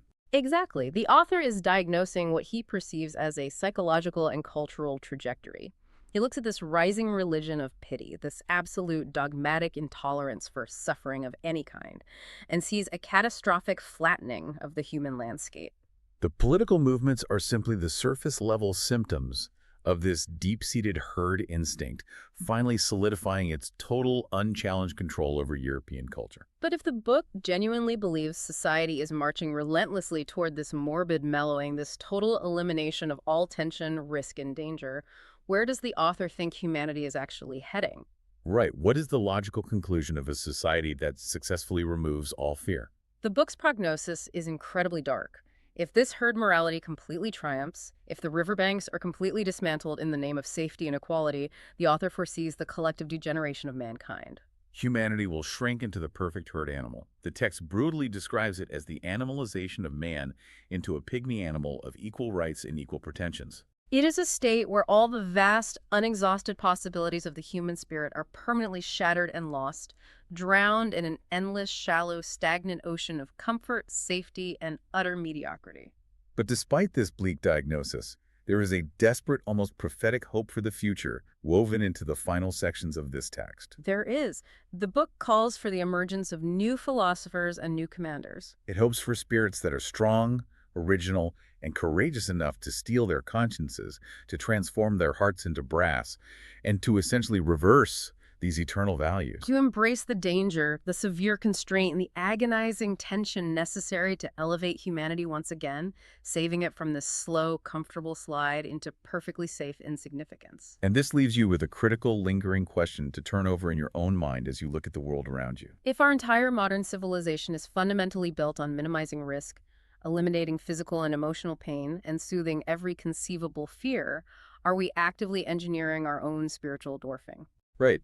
If you successfully remove all the danger, the severity, and the rigorous constraints from life, do you inadvertently remove the very mechanisms, the only conditions, that ever allowed human greatness to grow in the first place? It's something you really have to wrestle with. So if the book is right, and the highest achievements of humanity require a terrifying degree of constraint and danger, then at this point, we must consider what happens to the human mind when those constraints are completely removed. Right after this, we'll look at, and that is precisely why the book, it treats this modern obsession with science not as an intellectual triumph, but as a hostile takeover. Yeah, a complete usurpation. Right. When you look at the shifting hierarchy of human knowledge presented here, science is no longer content to simply exist alongside philosophy. I mean, it is actively trying to assassinate it. Modern science has declared its independence, and now it's attempting to lay down the laws for philosophy, basically assuming the role of the master. It's an incredibly aggressive move, yes. And it's driven by what the book describes as a deeply ingrained plebeian instinct. To really understand the psychology here, you have to look at the history of the sciences. For centuries, science was relegated to the status of a handmaid to theology. Right, kept in its place. Exactly, kept strictly in a subservient place. But now, having finally overthrown theology, science is flush with this kind of arrogant, unearned high spirits. It has embraced a democratic formlessness, rejecting any hierarchy that places it below philosophy. It's a leveling of the intellectual playing field, but in the worst way. Yes. But the crucial insight the book offers is the psychological profile of the modern scholars who are attempting this coup. These scientists are not grand, visionary thinkers capable of synthesizing the cosmos. No, they're specialists. Right. The book categorizes them as jobbing workmen. And because they are so tightly confined to their narrow disciplines, they instinctively resent the sweeping syntheses of true philosophy. They resent the noble luxury and the grand physical and intellectual leisure. The otium. Yes, the otium, which is absolutely required for true philosophical creation. Let me see if I can map this out with an analogy to ground what you're saying about these jobbing workmen, because it's crucial for you listening to really grasp this dynamic. Okay. Imagine you're preparing for a massive cross-country road trip. In this scenario, the true philosopher is the navigator. Okay. They study the vast topography, they understand the ultimate destination, and they determine the overarching why and wherefore of the entire journey. Now, the modern scientist is a mechanic who builds the engine. I like this, yeah. And the mechanic's work is undeniably essential, right? I mean, without the engine, the car doesn't move. But suddenly, this mechanic crawls out from under the chassis, wipes the grease from their hands, and demands to be the one who decides the ultimate destination of the trip. And completely dismisses the navigator. Exactly. They dismiss the navigator's map as a wasteful expenditure, simply because a map isn't made of metal and grease. It doesn't offer the immediate, tangible value that the mechanic is trained to recognize. The mechanic essentially suffers from a profound colorblindness to anything outside of pure utility. That captures the structural dysfunction perfectly. And, well, we can actually take that analogy a step further. Wow. The mechanic doesn't just misunderstand the map. The mechanic actively despises the map because it represents a way of seeing the world that highlights their own limitations. Right. It threatens them. Exactly. Yeah. Their entire worldview is constrained by the physical engine, so they elevate the engine to be the only thing that matters. Which brings us to a rather brutal characterization in the book regarding the psychological reality of this scholar. Right. We normally praise the objective spirit of the scientist, but the book compares the average man of science to an old maid. I have to admit, when I read that comparison, it felt incredibly jarring. It's meant to be. It feels almost excessively cruel. Why rely on the imagery of an old maid? Well, the cruelty is deliberate. It's designed to completely shatter our reverence for the academic establishment. The book concedes that both the modern scholar and the old maid possess a certain respectability. Okay. But it's a respectability offered almost as a consolation prize. Both are fundamentally unacquainted with what the book defines as the two most valuable, potent functions of mankind. Which are? The capacity for begetting and bearing. The scholar is completely disconnected from the genesis of true genius. They don't create new values. They merely observe, catalog, and measure what already exists. They're sterile in a philosophical sense. Precisely. And because they lack this generative power, they default to the virtues of a subservient, unauthoritative species. They are industrious, they stay in their lane within the rank and file, and they are moderate in their abilities. But there's a dark side to that industriousness, isn't there? Oh, absolutely. Beneath that industriousness lies a deep inner distrust of their own worth. They are essentially dependent herd animals who desperately need the constant sunshine of a good name. Meaning they need public recognition. Right. They need peer reviews, academic accolades, constant validation, merely to overcome the dregs of their own self-doubt. Which naturally brings us to one of the most tragic metaphors in the entire book, the objective man as merely a mirror. Yes. Now, I want to push back on this for a moment, just to play devil's advocate. Sure. If I am trying to understand the fundamental nature of reality, isn't objectivity exactly what I want from a thinker? I want a scholar who is an unclouded mirror, reflecting the universe perfectly without letting their own personal biases, passions, or prejudices distort the image. That's the modern assumption, yes. Right. So why does the book view this deep personalization, this removal of the self, as such a catastrophic failure? Well, the book does acknowledge that the objective spirit is a precious measuring instrument. It's highly refined and valuable, but an instrument, by its very nature, belongs in the hands of someone mightier. It's a tool. Exactly. The objective man is a sublime slave, but a slave nonetheless. The reason the mirror metaphor is framed as a tragedy is because it reveals a profound inner emptiness. How so? Think about how a mirror functions. It has no content of its own. Right. The objective man has conditioned himself to submit so completely to whatever wants to be known that he just waits. He waits until something comes along and then gently spreads himself out to reflect it. Wow. And in doing so, he completely loses his own personhood. He becomes presque almost nothing. He is no longer a human being with a distinct will. He is merely a passageway for data. Presbyterian. He doesn't even know how to take himself seriously anymore.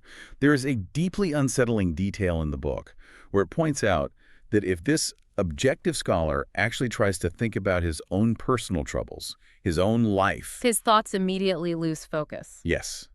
They roam off to a more general case. Mm. He can't even perceive his own suffering because he has trained himself out of his own existence. And because he has lost himself, he has also lost his own loves and his own hates.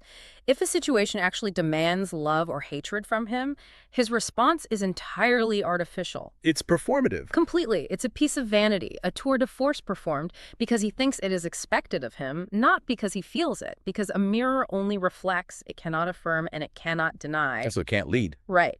Therefore, the objective scholar cannot command and he cannot destroy. He is a delicate, empty mold waiting for content to be poured into him.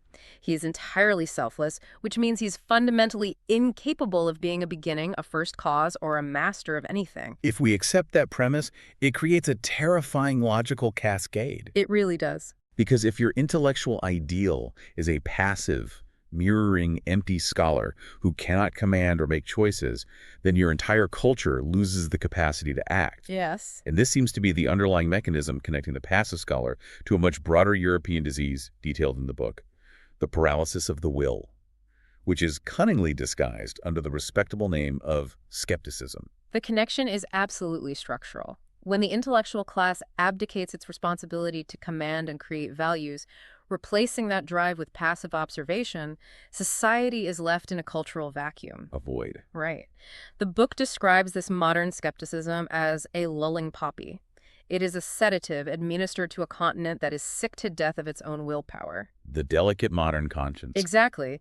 It has been so thoroughly schooled in this passive objectivity that people actually wince at every decisive no, and even at a hard decisive yes. They have come to view certainty itself as contrary to morality. Because to make a definitive judgment is seen as unscientific. Or biased, or arrogant. And so we hide behind vocabulary. The book argues that all these exalted terms you see in the shop windows of modern academia, words like objectivity, scientificity, art for art's sake, and pure will-less knowledge. They're all masks. Yeah, merely lovely false finery. They're beautiful costumes, dressing up a profound, crippling inability to make a decision.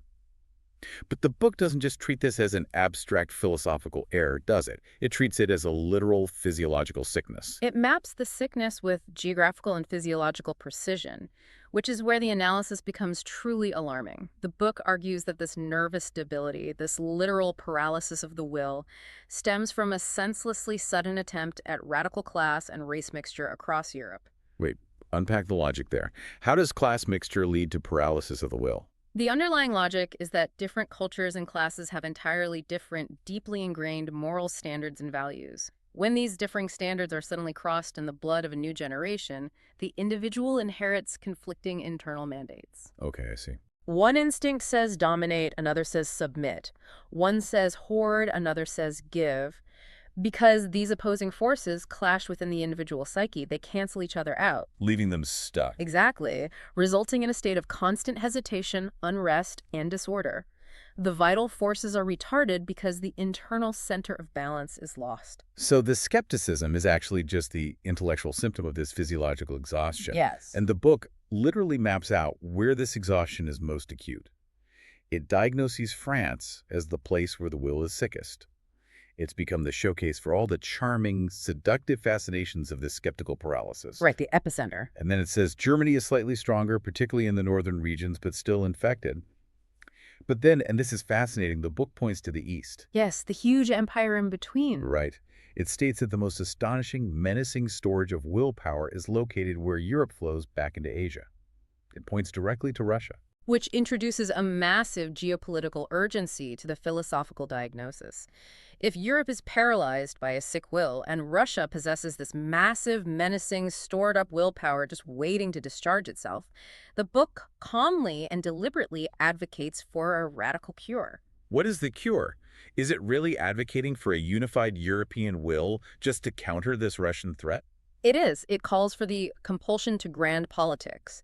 This would require a new, dominant caste capable of setting objectives thousands of years ahead. Wow. Thousands of years. Yes, completely bypassing the fragmented, long-drawn-out comedy of its petty states and democratic squabbles. The survival of the culture demands a unified will to counter the paralyzing effects of the lulling poppy. So if the scholars are empty mirrors, incapable of commanding, and the politicians are bogged down in the comedy of petty states, who actually executes this cure? That is the ultimate question. Who creates this unified will? This forces us to confront the book's true ideal, doesn't it? The philosopher of the future. But the book makes a razor-sharp distinction between the people we generally call philosophers and the actual philosophers. Yes, the distinction lies between the philosophical laborer and the true commander. The book brings up towering historical figures like Kant and Hegel. Right, the heavyweights. We traditionally view them as the ultimate philosophers, but the book categorizes them merely as laborers. Which sounds so dismissive. Why? Because their task, though immense and intellectually rigorous, is fundamentally backward-looking and taxonomic. They take former assessments of value, things that have already become dominant and are widely accepted as truths, and they reduce them to formulas. They're organizing the past. Exactly. They subdue the past by pressing chaotic human history into neat, logical categories. That is the work of a highly skilled laborer. The actual philosopher, however, is a commander and a lawgiver. They look forward. Yes. They do not merely observe, categorize, or reflect reality. They declare, thus it shall be. For the true philosopher, their knowing is an act of creating. Their will to truth is inherently a will to power. They reach for the future with a creative hand, and everything that currently exists, including the objective sciences, becomes merely a means. An instrument. An instrument, yes, a hammer for their task. I want to focus on the incredible burden this places on these future philosophers. If their job is to command the future and forge new values, they cannot be friendly, comfortable academics sitting in velvet armchairs seeking the sunshine of a good name. No, not at all. The book explicitly calls them disagreeable fools and dangerous question marks. It says they are destined to be the bad conscience of their age. And they must be the bad conscience of their age because their primary function is vivisection. Vivisection, that's a strong word. It is. They must apply a surgical knife to the very bosom of the virtues of their time. They exist to cut open contemporary morality and reveal the hypocrisy, the indolence, and the concealed falsehood hiding beneath it. You have to remember the context here. This is a modern age that actively worships weakness, equality, and the humility of the herd animal. It's an age where weakness of will is considered timely and virtuous. So the philosopher has to be the antithesis of that. Exactly. The true philosopher must embody the exact opposite. They must possess strength of will, the capacity for protracted, agonizing decisions, and the greatness to stand absolutely solitary. They are concealed and manifold, refusing to blend into the democratic formlessness of the crowd. Let me try to visualize this vivisection process for you listening. Think of the philosopher of the future as a structural engineer hired to inspect a beloved, beautifully decorated, centuries-old historical building. Oh, this is a great way to picture it. Right, so the tenants who live there absolutely love the building. They've draped the walls in fine tapestries, installed comfortable furniture, and established peaceful, quiet lives inside it. Very Extremely cozy. But the structural engineer walks in, completely ignores the beautiful tapestries, strikes the load-bearing killers, and calmly announces to the tenants that the foundation is completely rotten. And the tenants are not going to like that. No. The building is structurally unsound and must be condemned. This makes the engineer deeply, viscerally unpopular. The tenants despise them for ruining their comfort and peace of mind. But the engineer's brutal diagnosis is the only thing that can prevent a catastrophic collapse. That analogy perfectly isolates the tension. The philosopher is the engineer, and the modern virtues themselves are the rotten foundation. The tenants hate the engineer because the engineer attacks what the tenants believe to be inherently good. Right. Since the philosopher's job is to dissect these virtues, we should look closely at what the book identifies as the specific virtues of the modern European. What exactly constitutes this rotten foundation? Well, the book explains that modern Europeans no longer possess the simple, square virtues of their grandfathers. They don't have a simple good conscience or a straightforward moral compass. They're too complicated for that now. Exactly. Because of that physiological crossing of classes and races we discussed earlier, modern humans navigate a labyrinth of complex, many-colored actions. They're constantly pulled by differing, contradictory moralities shining upon them simultaneously. And one of the most foundational pillars the book attacks, the most revered tapestry in that historical building, is the concept of unegoistic morality. Yes. The book launches a scathing critique of disinterestedness and pity. It argues that praising a disinterested act is a profound mystical delusion. The book states plainly that an act performed out of love or sacrifice is never truly unegoistic. Never. Every single sacrifice is a calculated exchange, meant to acquire something in return, generally to increase one's own feeling of power or to feel oneself more. Which leads to the book's psychological unmasking of pity, and this is perhaps its most piercing, uncomfortable observation. It's devastating. It really is. The modern age elevates pity as the highest moral good. But the book asserts that wherever pity and fellow suffering are preached today, a trained psychologist will not hear genuine empathy. What do they hear instead? They will hear the hoarse, groaning, genuine note of self-contempt. Wow. The logic here is fascinating. The modern human, described mockingly as the proud ape, is immoderately dissatisfied with himself. He suffers from his own lack of will and purpose. But his vanity is so great that he refuses to suffer alone. He needs company. Yes, his vanity demands that he only suffer with his fellows. Pity, therefore, is exposed not as a virtue, but as a mechanism of shared self-loathing. It is a symptom of the darkening and uglification of Europe, a way for weak wills to poo their suffering and call it a virtue. This labyrinth of mixed values and self-contempt brings us to another really fascinating diagnosis in the book, the concept of the historical sense. Ah, yes. Because the modern hybrid European is a plebeian mix of classes and races, they fundamentally lack a distinct, unified cultural style of their own. The book compares modern European culture to a massive theatrical costume room, or, a historical thrift store. A thrift store is a perfect way to think about it. Right, because the modern human realizes that no single organic style fits them properly. So they constantly rummage through the past, trying on different historical costumes. One moment they parade around as romantic, the next classical, then Christian, Florentine, or Baroque. They are constantly playing dress-up because they have no true skin of their own. And the book provides an exhaustive comparison to highlight the vast difference between noble disgust and this modern plebeian curiosity. Noble disgust. I love that phrase. It's very precise. A noble culture, such as 17th century France or ancient Athens, possessed a definitive yes and no. They had a highly specific, rigid palate. Because their culture was so unified and self-sufficient, they were easily disgusted by anything foreign or strange to their own tastes. They didn't want to try on other costumes. Not at all. The book notes how the noble French culture of figures like Saint-Evremond or Voltaire could hardly permit themselves to enjoy Homer because Homer didn't fit their strict aesthetic rules. Right. And they would have been absolutely horrified by Shakespeare. An ancient Athenian would have half killed himself with laughter or annoyance at Shakespeare's chaotic synthesis of high and low tastes. Oh, we love it. Exactly. Modern humans possess this hymnodorical sense, which is actually born from our semi-barbarism. Because we lack strict cultural boundaries, we have developed a secret access, a sixth sense, to appreciate everything. We're cultural omnivores. Yes, we can consume the most delicate artistic refinements of the ancients right alongside what the book calls the repellent fumes of Shakespeare's English rabble. We consume it all because we stand for nothing specific. And here we arrive at a profound paradox presented at the very end of this section. On one hand, this historical sense, this endless costume wearing and broad cultural appreciation, is inherently an ignoble plebeian trait. Yes, it is. It's a direct result of the collapse of strict noble boundaries and the chaotic mingling of the modern soul. It's a symptom of our inability to generate a culture of our own. Yet the book suggests a startling, almost redemptive counterpoint. Right. It posits that this very realm of the historical sense, this grand style carnival of costumes, might be the one domain where modern humans are finally truly original. By not being original at all. Exactly. By constantly trying on the past, packing it away, and studying it with an Aristophanic universal mockery, we might be discovering our true invention. Our originality lies in existing as the parodists of world history and God's buffoons. We cannot create the future, so we master the art of parodying the past. Which leaves you to ponder a deeply unsettling question about your own worldview.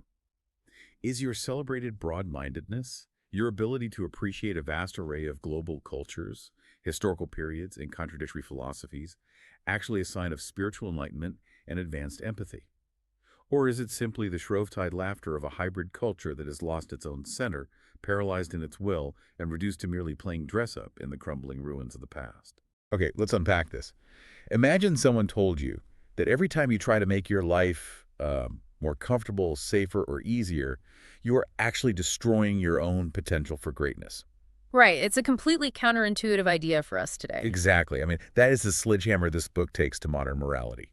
We are jumping straight into a severe, almost shocking critique of the desire to maximize pleasure and minimize pain. Yeah, it completely dismisses hedonism and utilitarianism. Mm-hmm.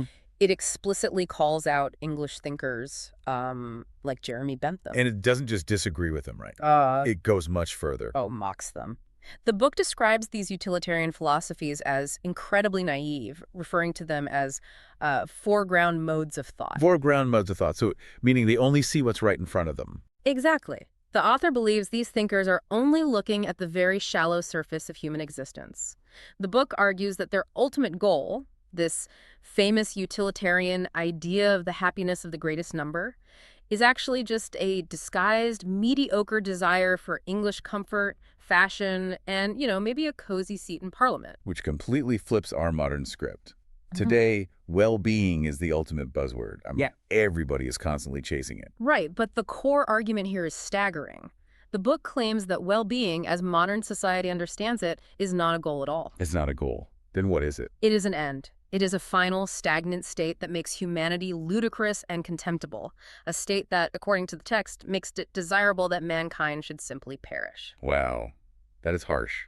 So to replace that pursuit of comfort, what does the book actually propose? It proposes something incredibly abrasive. Yeah. It argues for the discipline of great suffering as the absolute sole creator of all human elevation. So suffering isn't just an unfortunate side effect of life, it's the actual mechanism for growth. Precisely. To understand this, we have to look at how the book presents mankind as a duality. On one hand, you have the creature within man. The creature. Yeah. This represents the clay, the mud, the madness, the chaos. It's the raw material that has to be formed, burned, and broken. Okay, and on the other hand... On the other hand, you have the creator within man. This is the sculptor, the artist, the hardness of the hammer striking the clay. Wait, let me see if I'm tracking this creature versus creator dynamic. It sounds exactly like going to a gym. Oh, that's an interesting way to look at it. How so? Well, you cannot build physical strength by sitting on a couch, wrapped in a warm blanket, which represents that utilitarian comfort. You literally have to put the body under heavy weight, tear your muscle fibers, and endure actual physical suffering to force the biological system into growth. Right. Is the book essentially applying this brutal physical workout logic to the architecture of the human soul? It is, but let's take that gym analogy a step further. Because it's not just about mechanical tearing and repairing.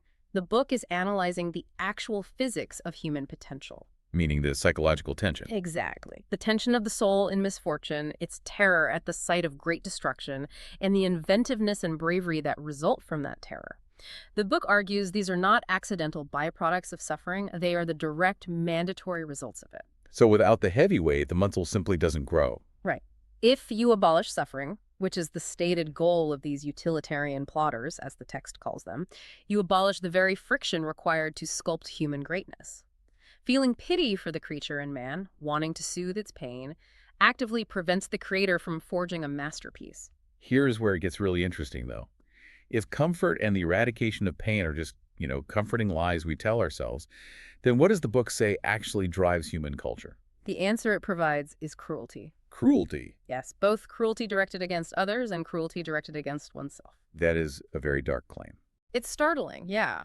It states that the savage, cruel beast of humanity was never actually laid to rest by civilization. It was simply deified. So we just dressed it up and gave it a respectable name. Precisely. Almost everything that we proudly call higher culture is, according to the book's framework, based entirely on the spiritualization and intensification of cruelty. And it provides a relentless list of historical examples to back this up. It points to the Romans enjoying the blood in the arena, the religious ecstasies of the cross, Spanish bullfights. Parisian workmen yearning for bloody revolutions. Yeah, even things we consider refined. Like, it points to the pleasing effect of tragic pity experienced by an audience sitting comfortably in a theater watching a play. The book claims all of it is just humanity imbibing the spicy potion of the great Circe cruelty. But the analysis goes deeper than just physical violence or historical bloodlust. It moves into the intellect itself. How does the intellect fit into this? Well, the book posits that the human spirit is driven by a will to power, and it describes the spirit almost like a biological stomach. A stomach, like it's digesting information. Right. It has this primal drive to appropriate what is foreign, to assimilate new experiences, to simplify the complex so it can be digested, and to wear protective masks to hide in superficiality. Okay, I have to push back on this definition of cruelty, or at least test its boundaries here. Let's say someone studies late into the night, sacrificing sleep, comfort, and peace of mind to understand a difficult, deeply painful truth about reality. Is the book really saying that this noble pursuit of knowledge is essentially an act of self-mutilation? It is saying exactly It that. reminds me of the story of Oedipus. He seeks the truth relentlessly, questioning everyone, pulling at every thread, even knowing on some subconscious level that discovering the final truth will destroy his life and result in him gouging at his own eyes. The book actually uses that exact imagery. It references dauntless Oedipus' eyes and stopped-up Odysseus' ears. Oh, wow, so it's very intentional. Very much so. The mind naturally wants what the text calls the closed horizon. It desires the comfort of ignorance, the joy in uncertainty, and the safety of wearing a mask. The spirit naturally wants to affirm and love its surroundings. So seeking hard truths goes completely against our nature. Yes, forcing your own mind to reject those comforting, glittering illusions, to say no to the desire for a simplified world, and to accept the cold, hard, terrible, basic text of reality requires a profound violation of the spirit's natural inclinations. So the pursuit of truth is an act of violence against the self. Precisely. The intellectual conscience must act as a cruel master over its own desires. This is why the book mocks terms like love of truth. Because it's not a gentle love at all. Right. It sees those phrases as festive, jingling words that hide unconscious vanity. True knowledge requires the thinker to act as an artist in cruelty. An artist in cruelty. Yes. They must force their spirit to look at the brutal homo naturaman translated back into nature. They have to ruthlessly cut away all the beautiful verbal tinsel of comforting moralities that tell humanity we are of a higher divine origin. So what does this all mean for you, the listener, trying to process these highly abrasive historical ideas today? Because the book takes this unchangeable, brutal view of nature and applies it directly to human identity, specifically gender. Yes, it wades into very deep waters here. And it is critical to state clearly right now that we are analyzing the philosophical viewpoint of the book purely as historical and intellectual observers. We are examining the architecture of these arguments without endorsing or condemning them. Absolutely. The foundational argument the text builds on here is that beneath all learning, beneath all surface-level cultural changes, lies something completely unteachable. An unteachable core. Right. The book calls this a granite stratum of spiritual fate. It is an unchangeable biological and spiritual bedrock. And this leads directly into the author's highly controversial analysis of women as such. The text claims that the emancipation of women and their push for independence and what the book calls scientificality is a profound retrogression. The argument is that by trying to become clerks or by engaging in modern politics, women are actually losing their true natural power. And this true power is described in incredibly primal, almost predatory terms. The text speaks of a beast of prey suppleness, the tiger's claws beneath the glove, and an innate cunning, egoism, and charm. It's a very intense way to frame it. It is. The book argues that the pursuit of equal rights and equal education are signs of shallow-mindedness. Instead, it advocates for an Oriental view of women as possessions or property. Which sounds incredibly jarring to a modern ear. To understand the structural logic the book is using, again, purely as an analogy to unpack the philosophy, imagine a biological chess game. Okay, a chess game? Yeah. The book seems to suggest that the genders have entirely different pieces and play by entirely different rules. By demanding to play by the male rules of scientificality and political equality, the book argues that women are voluntarily giving up their most powerful piece. Their unique underlying nature. Exactly. They are trading their untamed nature in exchange for a much weaker position on the board. That captures the mechanics of the argument really well. If we synthesize this within the broader context of the book, the author's extreme stance is presented as a profound fear of the flattening of human potential across the board. A flattening, meaning making everything uniform. Right. The book views the modern push for equality as a systematic attempt to domesticate what it calls the dangerous and beautiful cat. The author believes that making women cultivated and stripping away their inner savagery actively enfeebles the force of the will. It even points to historical figures, right? Like the mother of Napoleon. Yes, arguing that their immense historical power and influence came from their unbreakable will and primal nature, not from equal education or political rights. The book's framework posits that an internally hostile tension, an abysmal antagonism between the genders, is an absolute necessity. So removing that tension is actually destructive to culture. In the book's view, yes. To remove that tension through equality is to remove the enchanting, tragic dynamic that the author believes drives all higher culture. It is an argument against mediocritization, applied in this specific section to gender, driven by a fear that society is slowly making everything safe, boring, and utterly predictable. And that fear of domestication doesn't stop at gender, does it? It stretches to the entirety of European civilization and the very structure of the human soul.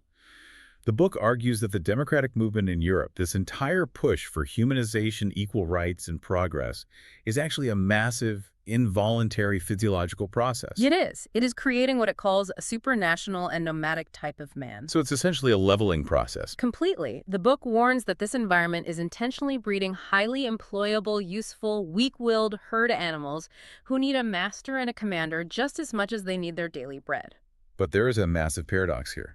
The text argues that this exact same environment inadvertently creates the perfect conditions for breeding exceptional, highly dangerous tyrants. It's a really fascinating contradiction. Let's use another analogy to picture this. It's like planting a massive, carefully managed monoculture forest. Society is trying its hardest to breed millions of identical, perfectly compliant, highly predictable trees, the herd. Right, highly controlled. But precisely because the environment is so artificially controlled, unprejudiced, and uniform, if one strange, deeply rooted mutant seed manages to sprout, it will face no natural competition. It will use the immense resources of that uniform environment to rapidly grow and completely dominate the canopy. That mutant tree is the tyrant. That forest analogy perfectly isolates the danger the book is warning about.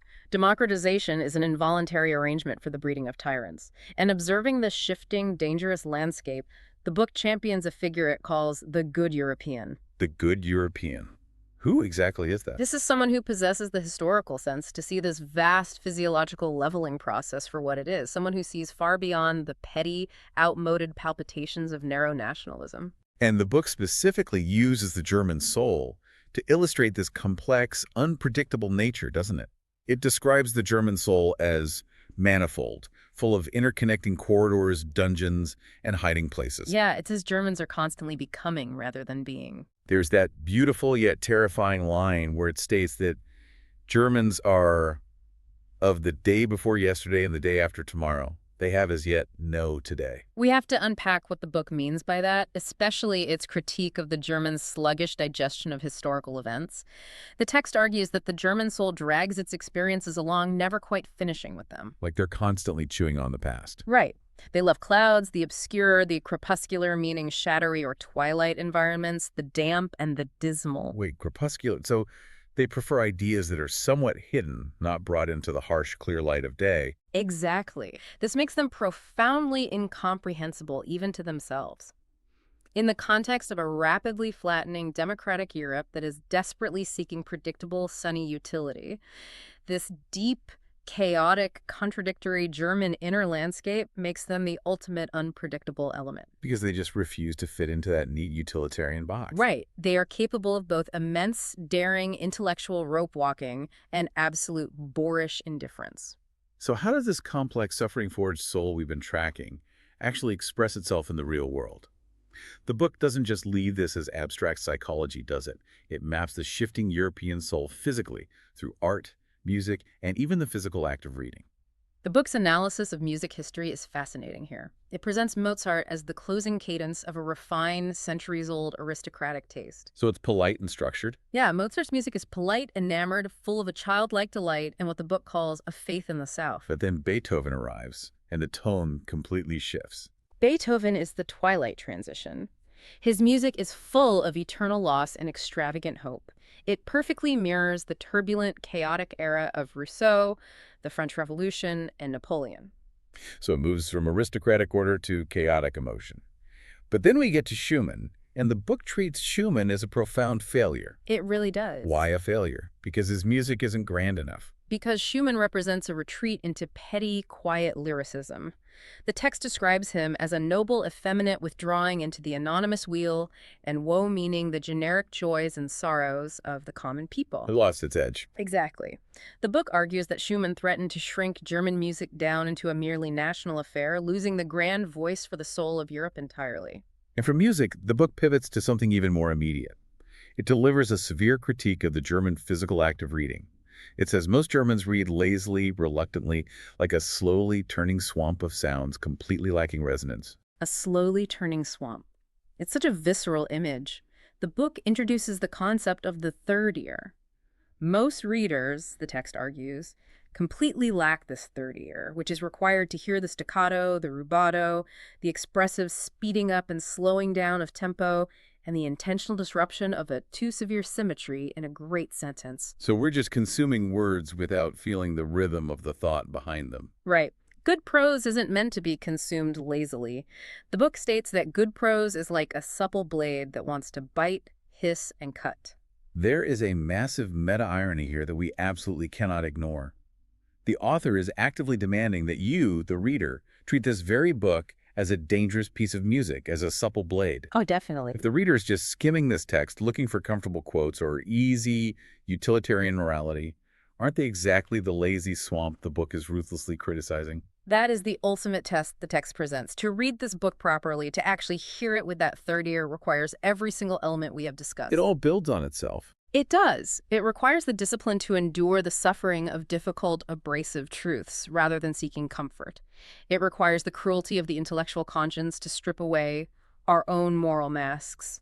It requires the willingness to look unflinchingly at highly uncomfortable views on human nature without retreating into modern pieties. And an absolute resistance to becoming part of the unthinking herd. Precisely. The third ear allows the free spirit to sense the danger, the tempo, and the profound hostility lurking within genuine philosophy. If understanding profound truth requires this delicate, highly trained third ear to sense the danger and tempo of language, what happens to a society that communicates entirely in algorithmically flattened, easily digestible sound bites?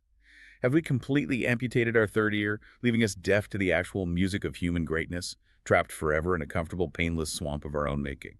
Imagine reading a sentence that requires such immense physical endurance to speak aloud that it literally leaves you breathless. It's hard to even conceptualize, really. Right, because we just don't think of reading as a full-body sport today. But there is this incredibly striking assertion in the book that fundamentally alters our understanding of the written word. It's a complete paradigm shift. Yes, the argument suggests that the modern reader, and it specifically targets the German reader in this context, literally puts their ears away in the drawer when they sit down with a text. Meaning reading has devolved into a purely visual, silent consumption of information. Exactly. It is completely divorced from the ear, from sound, and most importantly, from human biology. It requires a radical shift in perspective to view prose this way. We have to look backward. The book contrasts this modern, silent skimming with the practices of antiquity. Where reading silently to yourself was actually considered bizarre. Bizarre and even suspicious behavior, yes. In the ancient world, to read was to read aloud. It was projected with full voice. You utilized every crescendo, every subtle shift in tempo, every physical vibration of the larynx. There's a fascinating physiological connection being made here. Right. The rules of ancient written style were inextricably bound to the physical capacity of the human body. Ancient sentences, or periods as they were called, were constructed around the astonishing development of the ear and the sheer physical endurance of ancient lungs. The mechanics of that are just profound. A classical period, if you think of the grand oratory of Demosthenes or Cicero, it was designed as a physiological whole. A single unit of breath. Yes, it was meant to rise twice and sink twice, all perfectly contained within the span of a single sustained breath. It was a physical performance. And the book posits that modern humans are short of breath, both physically and spiritually. Because of this, we have lost the biological capacity to wield this grand, sweeping style. Makes me think of sheet music, actually. Oh, how so? Well, a modern reader looks at a text the way someone who doesn't play an instrument looks at a sonata. They just see black dots on a page. It's just dated to be categorized. Right, they don't hear the melody in their head. Exactly. Yeah. But for the ancients, that text was a physical score. It demanded to be played. It demanded to be heard. That is precisely the mechanism at work. To read without the ear is to strip the music from the meaning. However, the book does identify one singular exception in German culture where this grand auditory prose survived. The pulpit. The pulpit, yes. It elevates Martin Luther's translation of the Bible as the absolute masterpiece of German prose. And why?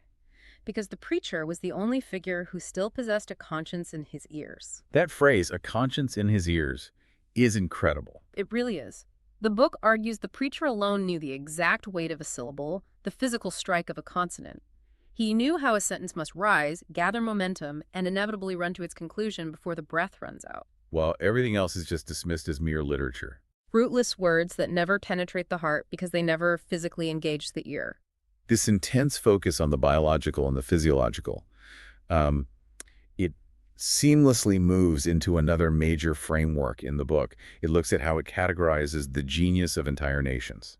Yes, and there is a deeply gendered biological metaphor at play here. National genius is divided into two distinct types. The first being the begetting type. Right, driven by a feverish, almost aggressive need to plant seeds and create new orders of life. The Romans, the Jews, and possibly the Germans are listed here. And on the other side. On the other side is the fructified type. Nations like the Greeks or the French, whose secret task is to receive those seeds and then form, mature, and perfect them. It is a sweeping typology. It is. And we must look clinically at the architecture of this argument. The book is constructing massive, generalized psychological profiles of entire populations. I have to pause on that, though. How can any philosophical framework practically assign a singular psychological identity to millions of diverse individuals over centuries? I mean, it seems like an impossible generalization. The framework actually anticipates that resistance. It uses these broad strokes to expose a mechanism it calls national tartuffery. Which translates to hypocrisy, The right? deep ingrained hypocrisy, yes. The underlying argument is that every nation possesses an intrinsic, inescapable nature, but they mask this nature. They dress up their deepest, sometimes darkest biological drives. Exactly, and then they publicly label those masks as their virtues. The most authentic parts of what a nation is, the book claims, are precisely the parts it cannot consciously know or admit to itself. Which brings us to one of the most complex and politically charged analyses in the book, its specific commentary on the Jewish people. Yes, and as always, we must strictly and neutrally analyze what the book is arguing here. Right. It credits them with an immense contribution to European culture. It explicitly states they gave Europe the grand style and morality. It argues that Europe owes this group the majesty of infinite moral demands, the deepest romanticism, and the absolute sublimity of moral questioning. And we need to carefully unpack how this is positioned, particularly against the historical backdrop the book was addressing, because it diagnoses European nationalism as a literal sickness. It uses terms like nervous fever. Yes, and describes nationalistic pride as a series of little attacks of stupidity. It explicitly calls out anti-French, anti-Polish, and anti-Jewish sentiments as infections that obfuscate the broader European spirit. The book is aggressively critical of the anti-Semitic movements of its era, viewing them as a profound weakness. It goes as far as to declare the Jews the strongest, toughest, and purest race currently living in Europe. It praises their ability to prevail under the absolute worst conditions through a resolute faith. And the proposed solution for the future of Europe involves the active assimilation of the Jewish people into a newly bred European ruling caste. It suggests that the genius of money, patience, and spirituality must be merged with the hereditary art of commanding. It bluntly states that it would be beneficial to completely eject the anti-Semitic ranters from the continent to facilitate this new synthesis. It is a stark, highly specific political vision. The underlying logic is that anyone thinking seriously about the future of Europe must recognize these immense, enduring historical forces rather than falling prey to the petty, hot-headed rivalries of fragile modern nations. If the book views the preservation of this spiritual grand style as Europe's salvation, it views the empirical utilitarian mindset as its ultimate destroyer. Which is exactly why it turns its crosshairs so fiercely on the English philosophers. Right, thinkers like Bacon, Hobbes, Hume, and Locke. But let's break down the why here. Why does it argue that these specific English thinkers debase the very definition of what a philosopher is supposed to be? To understand this, we have to look at how the book defines philosophy. It is not just a cerebral exercise. It is an expression of the spirit's deepest vitality and danger. But the English are seen differently. In this estimation, the English are fundamentally an unphilosophical race. They are characterized as gloomy, sensual, and brutal. A people entirely lacking in music, rhythm, and the spiritual dance required for exalted thought. So because of this inherent coarseness, the argument goes, English philosophers reduced the magnificent, world-shaping role of a philosopher down to mere mechanics. They turned it into dry stultification and basic utility. It's as if they turned philosophy into an accounting firm. Instead of a grand, terrifying leap into the unknown, it just becomes about balancing the books of human utility. The mechanism of empiricism actively destroys exalted thought, because if you demand everything be measurable, useful, and understood by the majority, you instantly outlaw the irrational, dangerous instincts that create true genius. Exactly. And this biological mechanism extends to how the book views English Christianity. This is a dark metaphor. It claims that because the English are naturally more vulgar and brutal, they desperately require the rigid, moralistic discipline of Christianity. It is not viewed as a divine grace. No, it's viewed as a subtle poison. Right. The English supposedly use the subtle poison of religious penitence as a necessary antidote to counteract their far more dangerous, coarser poisons. Namely, their intrinsic gloominess, their spleen, and their propensity for alcoholic excess. The religion operates as a required constraint for a violent nature. And from this English averageness, the book traces a catastrophic contagion across the continent. Spread of modern ideas. It blames the respectable, mediocre minds of England, specifically citing Darwin, John Stuart Mill, and Herbert Spencer, for causing a collective depression of the European spirit. By elevating the empirical, the useful, and the democratic, these thinkers establish a culture of mediocrity that suffocates rare, rule-breaking geniuses.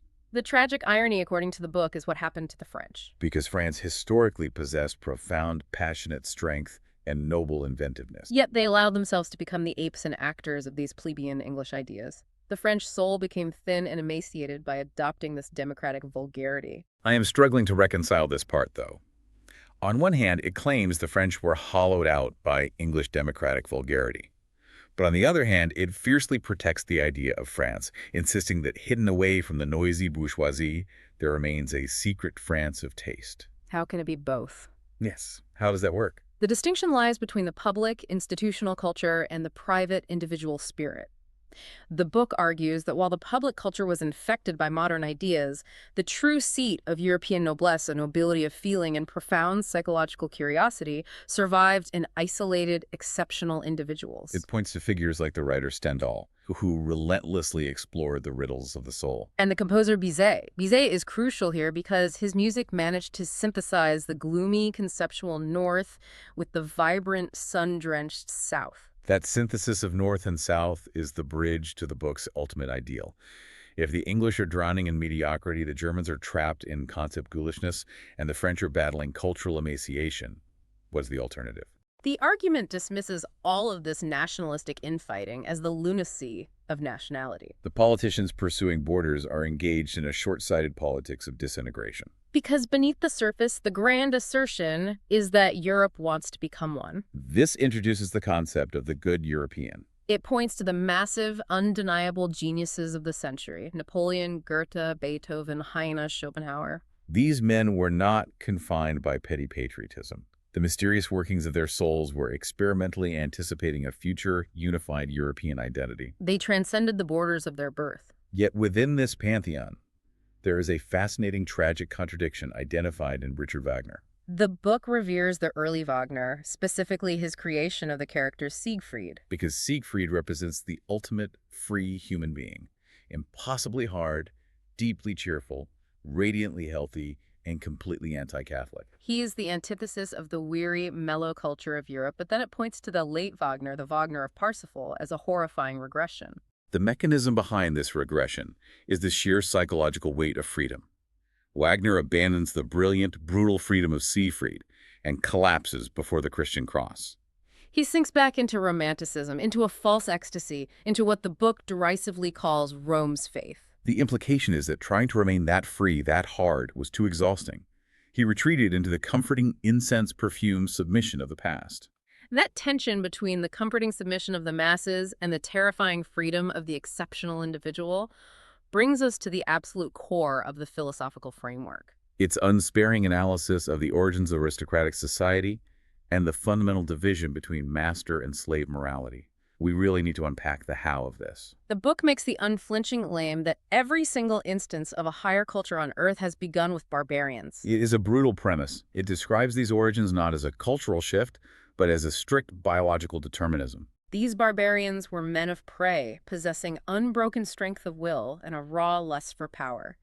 They physically and psychologically hurled themselves upon weaker, more civilized, peaceful cultures. The foundation of nobility, it argues, is not physical superiority, but psychical superiority.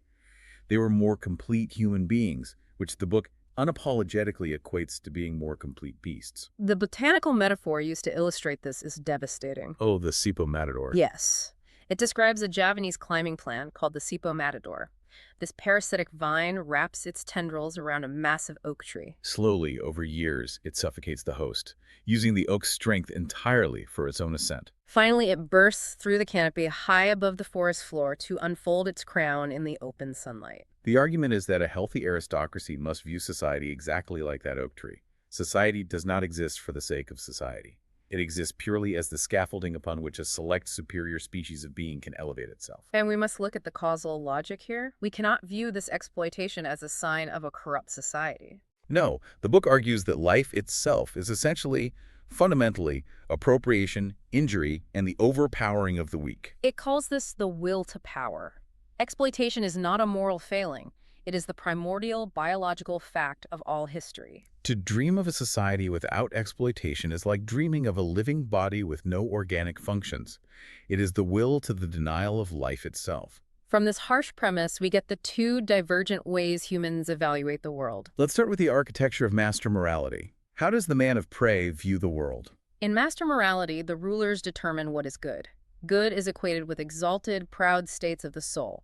It means being powerful, dangerous, and possessing a superabundance of energy. Consequently, bad simply means despicable, cowardly, petty, or weak. The noble human being creates their own values. They do not look outside themselves for approval. They recognize duties only toward their absolute equals. Crucially, they view pity with deep suspicion, believing that a hard heart is a virtue cultivated for survival. So master morality is like an artist painting on a blank canvas. They decide what is beautiful. But then we have slave morality. If you are the oppressed, the abused, the weary, how does that physical oppression biologically and psychologically transform into a moral code? It happens through resentment. The oppressed view the world with a pessimistic mistrust. They are inherently suspicious of the powerful. Therefore, they elevate qualities that make the unbearable burden of their existence slightly more tolerable. They value utility, pity, the helping hand, patience, humility. In slave morality, good becomes equated with the harmless, the good-natured, the slightly stupid, the easy to deceive. And what the slave calls evil is exactly what the master calls good. To the slave, evil is the powerful, the dangerous, the awe-inspiring. It is a complete inversion of values born from a need to survive psychologically. This deep psychological divide explains a brilliant insight the book offers regarding vanity. It claims that a truly noble human being fundamentally cannot comprehend the concept of vanity. To the master, vanity is irrational. If you've ever felt the desperate need to post an accomplishment online just to see how many people like it, you are engaging in what this framework calls a slave atavism. Let us break down that term, atavism. It refers to an evolutionary throwback, a biological trait from a distant ancestor that reappears. Like a psychological tailbone. Precisely. Vanity requires you to submit to someone else's opinion of you. Because the master creates their own values, waiting for an external audience to validate you is a remnant from a time when the common, dependent man had absolutely no value other than the exact value his master assigned to him. The vain person is instinctively playing the slave, begging the master or society to tell them what they are worth. This mechanism of inherited traits leads into the mechanics of breeding and cultural decay.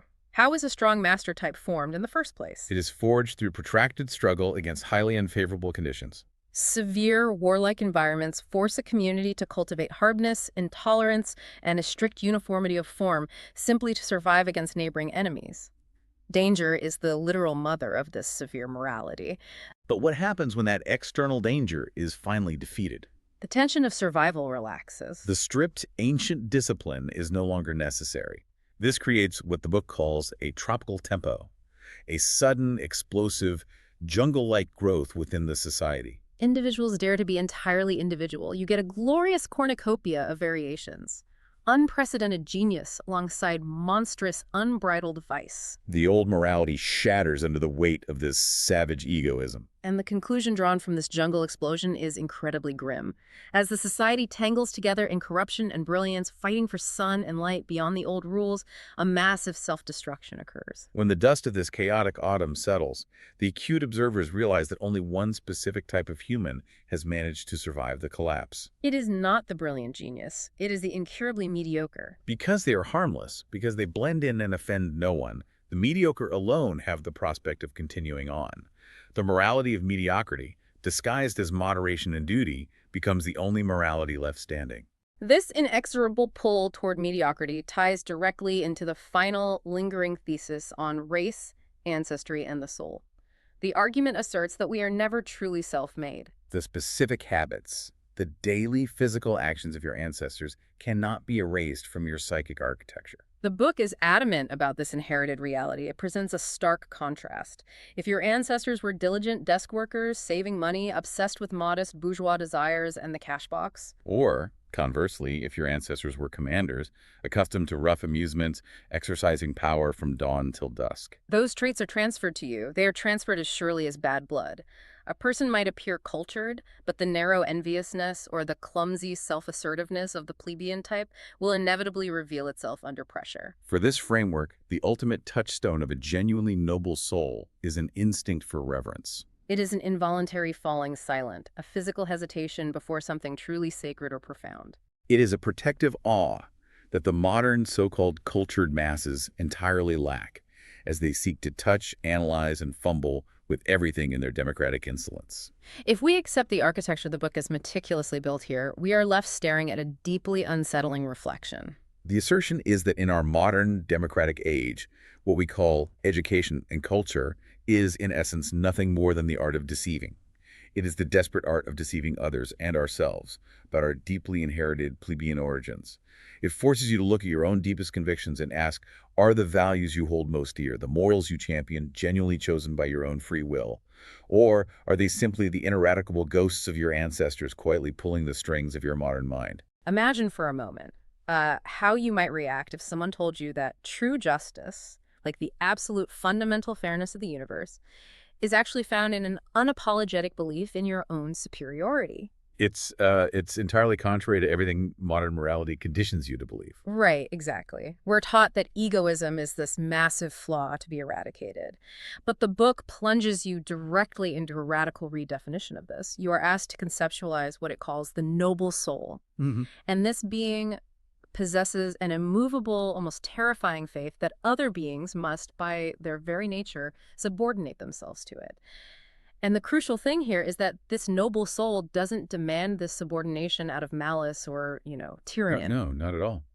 It views this exchange of rights as a primal law of things. It's a natural mechanism. Yeah, and the book uses this incredibly evocative celestial analogy to explain it. You have to think of the stars. Like a massive star, our sun doesn't apologize for its gravitational pull. It just exists. And by the sheer virtue of its mass, smaller bodies orbit it. So the noble soul views its own egoism through that exact lens as an innate, unavoidable celestial mechanism. And that celestial mechanics concept, that's entirely foundational to understanding the psychology the book is detailing here. The noble soul accepts its own egoism without a single question mark. There's no feeling of severity, no internal guilt, no constraint in it. It's just a fact of physics in the spiritual realm. Precisely.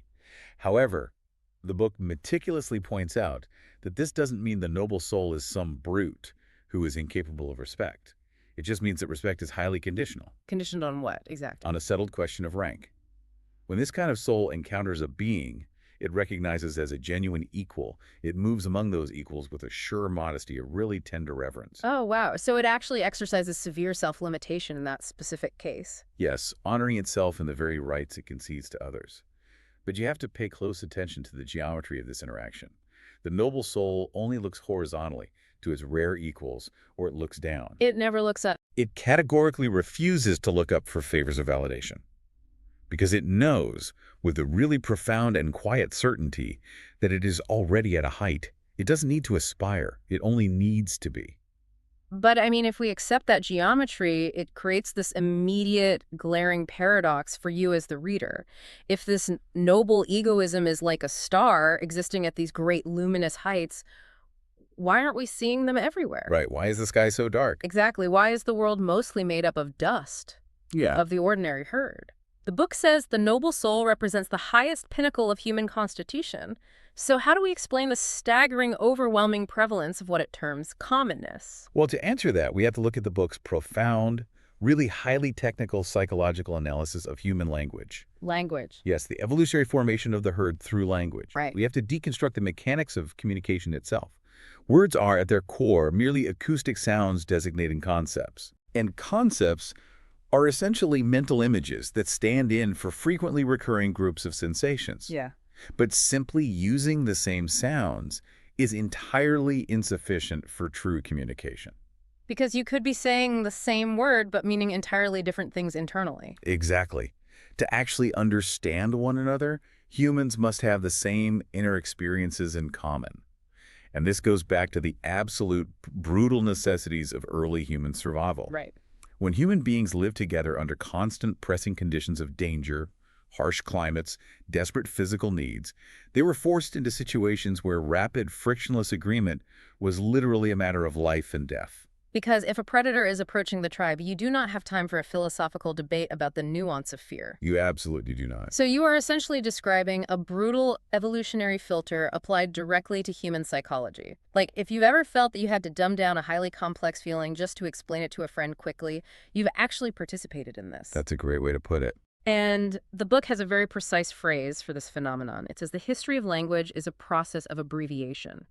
Because a state of danger requires instantaneous communication, you cannot afford nuance. You can't carefully explain a subtle, contradictory inner feeling. So only the most average, ordinary, easily communicable experiences manage to survive the filter of language. Right.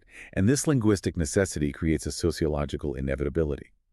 The term the book uses here is progressus in simile. Progressus in simile. Yes, it's a continuing, relentless development of mankind into the similar, the ordinary, the average, the herd-like. The easily communicable need becomes the dominant force shaping human biological and social interaction. Wow, so those humans who are more similar and ordinary actually have a massive survival advantage. Exactly. They coordinate faster, they build defenses faster, they survive. Conversely, think about the select, the subtle, the rare humans. Their inner experiences are enormously complex. Right, so they are fundamentally harder to understand. They cannot communicate their depths quickly. Therefore, they are liable to remain alone. They succumb to accidents in their isolation, and they seldom propagate. So the very mechanics of human survival actively suppress the emergence of the noble soul. Yes, resulting in the absolute triumph of the common. That is dark. And if we follow that evolutionary biology angle to its logical conclusion, we have to look at the psychological fallout. What actually happens to the psyche of this subtle, higher human? It's devastating. Right. If you are isolated by the very nature of language and the evolutionary success of the herd all around you, how do you endure that existence? You endure it with agonizing difficulty. And this brings us to the book's stark depiction of the wretchedness of the great. The wretchedness. Yes. There's a severe warning here that anyone who is a true psychologist, like a genuine reader of souls who turns their attention to these select, higher human beings, faces a constant suffocating danger. Suffocating from what? Drowning in pity. Because the corruption and the ruination of higher human beings is not the exception. It is the statistical rule. The psychologist is forced to witness this eternal tragedy of the too late. The too late. Imagine the horrifying realization of a genius who has waited patiently for the right moment to act, for the right cultural conditions to thrive, only to discover that their limbs have gone to sleep and their spirit has become too heavy. Oh, man. Their unique strength was utterly wasted, waiting in an isolated, uncomprehending corner of the earth. I have to push back on that framework, though, because it seems to contradict the reality of human history. Yeah. Society clearly worships great men, right? Do they? Well, yeah. We build massive marble statues to geniuses. We study their lives in universities. We venerate their achievements. If they are constantly ruined and suffocated in isolation, how do you explain the overwhelming historical veneration they receive from the masses? That exact objection is anticipated in the book, and it's countered with a devastating psychological critique of historical memory itself. Okay, how so? Those venerated great men, those sanitized historical figures on pedestals that you're talking about, the book argues they're actually bad little fictions invented afterwards. Fiction, so we just make up a version of them that we can digest. Exactly. True creators, Those higher human beings in their actual lived reality are often fractured souls, struggling with intense inner defilement. The monumental works we worship are frequently an act of desperate revenge against that defilement. Or an attempt to forget a painful, all too faithful memory, as the book puts it. Yes, they often become lost in the mud, wallowing in it until the public, observing these swamp will-o'-the-wisps shining in the dark, mistakes them for celestial stars and calls them idealists. Wow. There is a brilliant biological metaphor provided to illustrate the extreme vulnerability of true greatness here. Is this the lizard metaphor? Yes, think of a coarse, lower animal like a lizard. If a lizard loses a toe, it simply grows back. Why? Because its biology is relatively simple. Right. The lower soul is resilient precisely because it is uncomplicated. Mm-hmm. But when a highly complex organism, a human being, or in this context, a noble soul, faces an injury or a loss, the probability that it will come to grief and bleed out is enormous. Because the noble soul's conditions for life are so staggeringly complex. Exactly. The specific spiritual atmospheric pressures required for it to even breathe are so delicate that any minor disruption is often fatal. They require a highly specific ecosystem, and when they don't get it, they perish. That atmospheric pressure metaphor makes the vulnerability incredibly clear. So, given that immense fragility, how does a higher soul manage to survive at all in a world meticulously tailored for the lizard? For the herd. It's incredibly difficult. There's a very visceral phrase used in the book for this existential friction. It calls it after-dinner nausea. Yes, the dangerous dyspepsia. Right, realizing you are sitting at a table where you simply do not belong, feeding with entirely inappropriate companions surrounded by the noisy plebeian age. How does one avoid perishing from that psychological nausea? The ultimate indispensable survival tool for the profound sufferer is the mask. The mask. The underlying argument is that profound suffering ennobles a person, but it also separates them absolutely from the rest of humanity. This spiritual, silent haughtiness of the sufferer must be aggressively protected from importunate, pitying hands. From the herd, basically. Right, the herd who cannot possibly comprehend the depth of the pain but want to offer cheap sympathy. Therefore, the higher soul requires an elaborate architecture of concealment. And the book details several specific masks, doesn't it? It does. There is Epicureanism, which is described as an ostentatious bravery of taste. This is the person who takes suffering frivolously, waving it away to ward off deeper inquiries. Yeah. Then there is cheerfulness. Some people project an intense, constant cheerfulness explicitly because they want to be misunderstood. Using a light, blinding surface to hide a shattered interior. Exactly. And perhaps most fascinatingly, there is scientific objectivity. I really want to pause on that one because using science as a mask is such a counterintuitive idea at first glance. It really is. But if you think about the mechanism of it, it makes perfect sense. If you are analyzing data, measuring atoms, or meticulously cataloging historical texts, no one asks you how you feel. Right, you project this image of a cold, calculating machine. Yeah, it gives the impression of superficiality and detachment, which is exactly the false impression of a profound thinker whose inner world is actually overflowing with chaotic, agonizing emotion, desires to project. It's the perfect camouflage. That is exactly the mechanism at play. The coldness hides the fire. And you see this deliberate misdirection everywhere once you know to look for it in the book. It asserts that enthusiasm and even virtue are frequently used as an umbrella. As an umbrella. Yes. A person of profound spirit might feign enthusiastic participation in normal society simply to pose as more stupid than they actually are. Oh, that's brilliant. They use it to navigate the everyday world without drawing attention to their treacherous, hidden depths. Which brings us to the ultimate architecture of concealment, which is the hermit's cave. Right, the psychology of the true philosopher. The argument is that every philosophy we see on the surface is merely a foreground. Every philosophy inherently conceals another, deeper, darker philosophy behind it. So the hermit, the deep thinker who spends years in confidential, silent discourse with their own soul, comes to deeply doubt that any philosopher has ever written their final, real opinions in a book. Never. Books are not written to reveal. They are written to conceal what lies within. Every word is a hiding place. Exactly. The profound thinker fears being understood even more acutely than they fear being misunderstood. Which is another massive paradox. You'd think the ultimate goal of communication is to be understood. Why fear it? Because to be misunderstood might slightly wound their vanity, but to be truly understood would mean transferring the agonizing weight of their profound suffering onto another human being. Ah, I see. To be understood is to infect someone else with the atmospheric pressure that makes life nearly impossible. And the noble soul, out of a bizarre kind of hidden generosity, refuses to do that. That fear of transferring suffering connects directly to the absolute disgust the book shows toward the modern cult of suffering and the societal elevation of pity. We see an ultimate divider established between human beings here, and surprisingly, it isn't morality. No, it's not a difference in ethical frameworks at all. Right, it is defined as a differing sense and degree of cleanliness. The highest instinct of cleanliness. The book argues that all the mutual goodwill, all the uprightness, all the social contracts in the world cannot bridge the gap between two people who simply cannot bear each other's odor. And it's crucial to note this isn't about physical hygiene. No, it's about spiritual hygiene. This instinct for cleanliness places the higher soul in a perilous isolation, and the concept of the religious saint is entirely redefined through this lens. How so? The saint's pity, it is argued, is not a moral virtue as we've been taught. It is actually a profound, visceral pity for the dirt of the human, all too human. Wow. At certain heights of spiritualization, the noble soul feels pity itself as a defilement, as a sticky, suffocating dirt to be avoided at all costs. But wait, modern society functions almost entirely on the premise that pity is the ultimate moral virtue.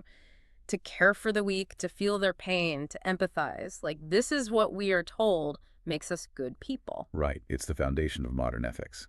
So why does the book demand that this specific, universally heralded virtue be so radically and systematically excommunicated? Because this modern, morbid sensitivity to pain, this intemperance and lamentation, where everyone is competing to show how much they suffer and how much they pity others, the book views it as fundamentally unmanly and decadent. Decadent. It is a tenderization of the human spirit disguised as something higher. Now, it is clarified that pity is not inherently unconditionally worthless. Okay, so there's an exception. Yes, its value is strictly conditional based on who is dispensing it.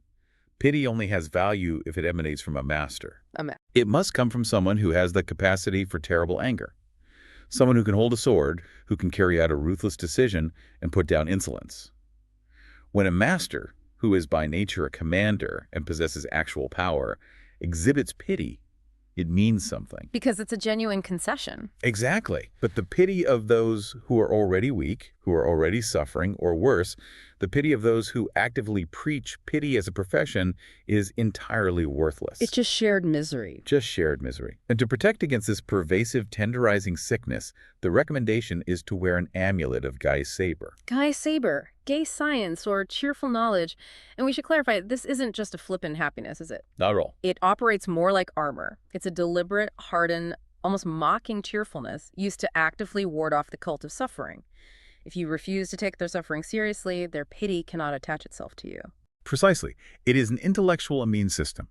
So if we trace this entire architecture, you have the noble soul entirely rejecting the herd, surviving through an elaborate series of masks, and radically despising the modern cult of pity. Which naturally leads to the ultimate question. What is their actual ideal? If they look horizontally and down at humanity, who could they possibly look up to?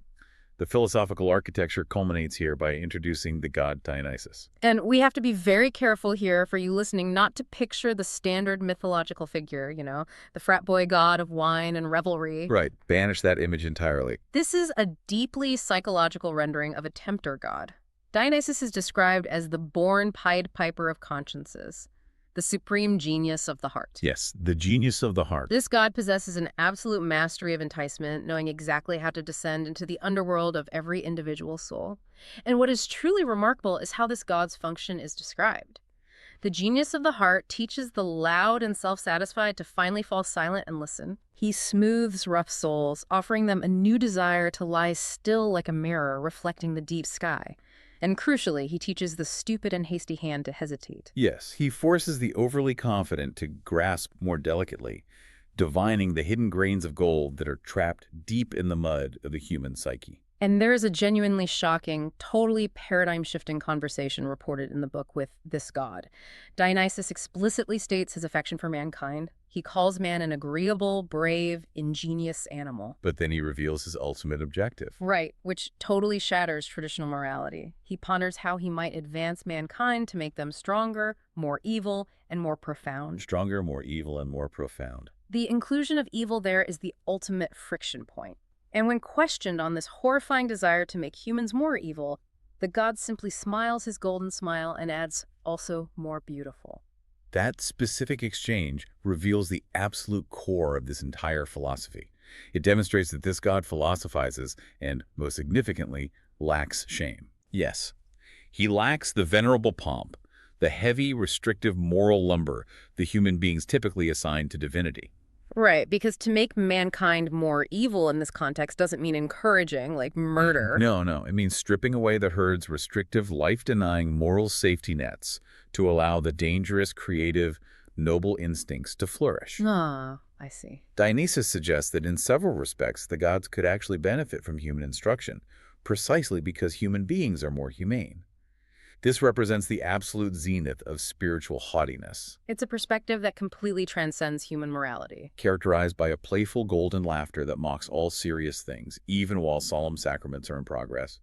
It is a perspective of a being who seeks to cultivate infinite depths and terrifying strength, totally irrespective of our tiny human notions of good and evil. Which brings us face to face with a terribly painful irony regarding the very act of trying to capture this philosophy in the book. We've spent this time unraveling these massive concepts, but as soon as these profound, wicked, multicolored thoughts, these insights about Dionysus, about masks, about the gravitational pull of the noble soul, as soon as they are finally written down, they instantly begin to wither. Yes, the tragedy of the written word. There is a deep lamentation that the moment living thoughts are painted with Chinese brushes and fixed onto a page, they lose their dangerous novelty. They turn yellow. They harden into boring, pathetic truths. We are trapped by the fact that we are only capable of immortalizing things that are already exhausted and about to die. And that profound melancholy transitions seamlessly into the final lingering imagery of the concluding episode in the book. You are taken to a setting described as life's midday in the highest mountains. Life's midday. This is a place of brutal ice and sharp rocks, where one must be a wicked huntsman just to survive the elements. The speaker stands at this freezing altitude, waiting for old friends to arrive. But when those friends finally appear, a terrifying realization occurs. They've aged. They have aged, but not just physically. The bond of hope they once shared has become like faded, discolored parchment from which the hand instinctively shrinks back. The atmosphere of the high mountains is just too harsh for them. The severe, cold truth of this philosophy is too much. They cannot breathe at this altitude. And the profound, finalizing demand placed upon you is the agonizing necessity of letting go. Letting the old friends go. Letting the old friends go. Letting the comfortable memories go. Because holding on to them at the high, freezing altitudes of true intellectual isolation is impossible. You are challenged to keep your door open to new friends, to the unpredictable second youth of life's midday. The lingering question left echoing in the ice is whether you possess the terrifying courage to let your old realities, your old attachments, and your old moralities wither completely, so that you might celebrate the feast of feasts and welcome the guest of guests. Imagine for a moment that you are holding the entirety of human morality. Everything you have ever been taught about good and evil, right and wrong, virtue and sin just, right there in the palms of your hands. Right. And now imagine realizing with this absolute terrifying clarity that this entire structure is completely upside down. Yeah, that is a staggering thought. It really is. And I mean, today, as we bring the massive overarching architecture of this book into its final focus, we are basically succumbing to a very specific, very dangerous intellectual temptation. In the original German text, there is this subtle but, foundational play on words between Versuch, which simply means an experiment, and Versuchung, which means temptation. Yes, that linguistic connection is crucial here. Right, because to read this book, to truly internalize it for yourself, isn't just to passively absorb information.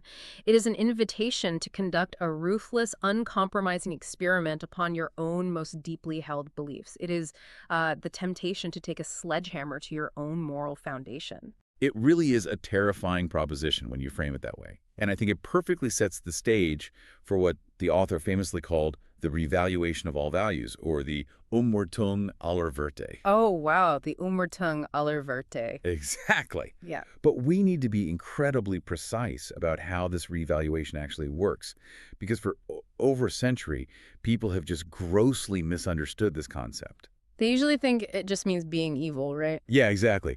They often read it as a call for crude villainy-like, a simple, chaotic flipping of the moral compass where cruelty suddenly replaces kindness and we all just start acting like monsters. Which is such a lazy reading of the text. Completely lazy. That was never his project at all. He was looking deeply at history and arguing that centuries of religious dominance, specifically the impact of early Christianity on the ancient world, Right. had actually already inverted natural, healthy human values. Ah, I see. So he wasn't trying to cause chaos. He was trying to meticulously undo a historical reversal that had already happened. Okay, think of it like a massive, impossibly complex ancient knot. I like that analogy. Yeah, for thousands of years, humanity has been tightly bound by this moral structure, right? It dictates your understanding of what makes a life meaningful, what you should feel guilty about, and how you should treat your neighbor. And it's tight. It's not coming loose easily. Right, and if you just take that massive knot and turn it upside down, well, I mean, it's still a knot. You are still bound by it. Yes, exactly. You haven't freed yourself at all. So the temptation that Versuchung, the book, talks about is the terrifying prospect of actually untying it, thread by agonizing thread. You are dismantling what has constricted human potential for millennia. But once you do, you are left standing there holding a pile of loose threads, basically having to figure out entirely on your own what to do with your own conscience. And holding those loose threads, it brings a crushing, almost unbearable weight. The book links this profound burden to the relationship between knowledge and conscience, what he calls Wissen und Gewissen. Wissen und Gewissen. Knowledge and conscience. Right. It argues that the act of acquiring deep, unsettling knowledge fundamentally alters your conscience forever. You simply cannot unsee the untied knot. You can't put the toothpaste back in the tube? Exactly. The thinker who begins to unravel these moral threads takes on an almost unimaginable responsibility to humanity. Because if you tear down the old religious and moral structures that gave people comfort and meaning, you can't just walk away from the debris. You can't just leave everyone in a nihilistic void. No, you absolutely cannot. And the intersection of what you now know to be true and the new reality you are now responsible for building, well, that becomes the central crucible of the entire text. But wait, if dismantling thousands of years of human morality leaves us in a void, who exactly is supposed to build the new structure? That is the million-dollar question. Because the book draws a really aggressive, almost hostile line here between an academic scholar and a true philosopher. It essentially argues that your average, comfortable university professor is completely unqualified for the job. Oh, it is a scathing dismissal of the academic establishment. It's Yeah. brutal. Yeah, tell me about that. Well, the author looks at the typical scholar or man of science and sees someone operating in a state of comfortable, protected leisure, what he calls okium. They are safely hidden away in an ivory tower. Just reading books and writing papers. Exactly. They spend their lives endlessly categorizing dead history, obsessing over footnotes, and measuring things that are safe and culturally acceptable. He actually refers to their work as caput mortuum. Caput mortuum, meaning what exactly? It translates to dead head or dead dross. It's the lifeless, useless residue of thought. Wow. That's a brutal insult to academia. It really is. By stark contrast, the true philosopher is someone he defines as the man of the most comprehensive responsibility. Right, because the safety net is gone. Exactly. Because the cultural belief in a singular God directing human fate has effectively vanished, or at least lost its foundational power to unite us. The book argues that humanity itself has to step up. We have to take the wheel. We do. We have to set what he calls ecumenical goals. And by that, he doesn't mean local political goals, but universal, earth-embracing objectives that require a terrifying level of cultural and psychological understanding to actually pull off. So the philosopher isn't just observing the world anymore. They are actively tasked with steering the entirety of human evolution in the dark. Yes. And to even begin doing that, I mean, the author insists we have to look back at the historical origins of our morality. He breaks this down into two prehistorical concepts, right? Master morality and slave morality. Right. Master morality, or Heron moral, in this historical framework, originated in the ruling classes of the ancient world. Like the Greeks and Romans. Exactly. It valued power, nobility, physical vitality, and a joyful self-affirmation. In that system, the concept of good simply meant strong, capable, and full of life. Okay. And the flip side of that? Well, slave morality, slave and moral, originated among the oppressed and the powerless. It valued sympathy, patience, humility, and self-denial. Which sounds like most modern religions. It does. But more importantly, slave morality Right. fundamentally framed the master's strength and vitality as evil. Ah, so it's a reaction. Yes.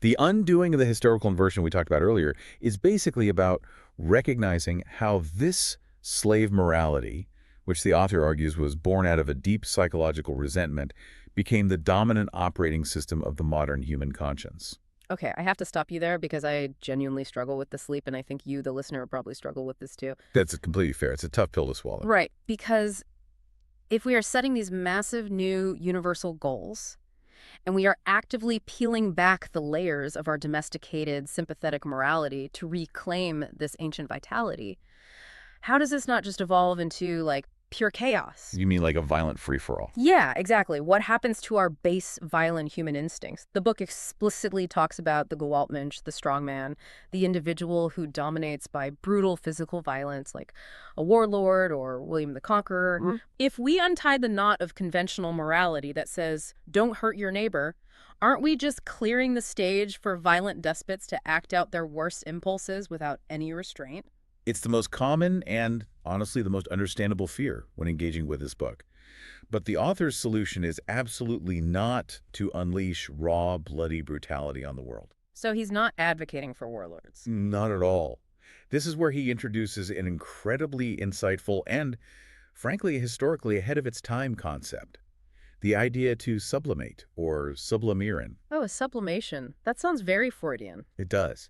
And long before modern psychology formalized the idea of repression, this author recognized a fundamental truth about human nature. Which is? You cannot simply destroy or deny base human instincts, aggression, dominance, sexuality. If you try to rigidly repress them, as ascetic religions do, those instincts fester. Right, they get buried alive. Exactly. They turn inward and become deeply destructive, poisoning the culture from the inside out with guilt and hidden cruelty. But crucially, you also don't just let those instincts run wild as physical violence. So you don't repress the aggressive instinct, but you also don't act it out by hitting someone over the head. Right. So what is the actual mechanism here? How do you process that energy? You refine it. Yeah. You elevate it. The true philosopher must sublimate those raw drives. You take that intense, aggressive energy that a warlord might use to conquer a neighboring village, and you redirect it. Redirect it into what? Into the creation of profound culture, groundbreaking art, philosophical inquiry, and these new, massive universal goals we discussed. Wow. Okay, that makes a lot of sense. The will to power that gets talked about so much in relation to this author isn't about physically conquering the guy next door. It's about ultimate self-overcoming. It's taking your own chaotic, aggressive instincts and mastering them to build something beautiful, lasting, and intellectually rigorous. But doing that, I mean, redirecting raw instinct into profound cultural creation, that requires a society that actually values deep intellectual seriousness. Yes, it requires an immense cultural depth. And when you look at the real historical world the author was living in, 19th century Europe, he was watching the exact opposite happen. Oh, absolutely. He was surrounded by the rise of intense, aggressive nationalism, which he essentially viewed as a suffocating disease. He viewed it as a total catastrophe for human potential. His critique of the newly formed German Reich and its leader, Otto von Bismarck, is completely merciless. He didn't hold back at all. Not even a little.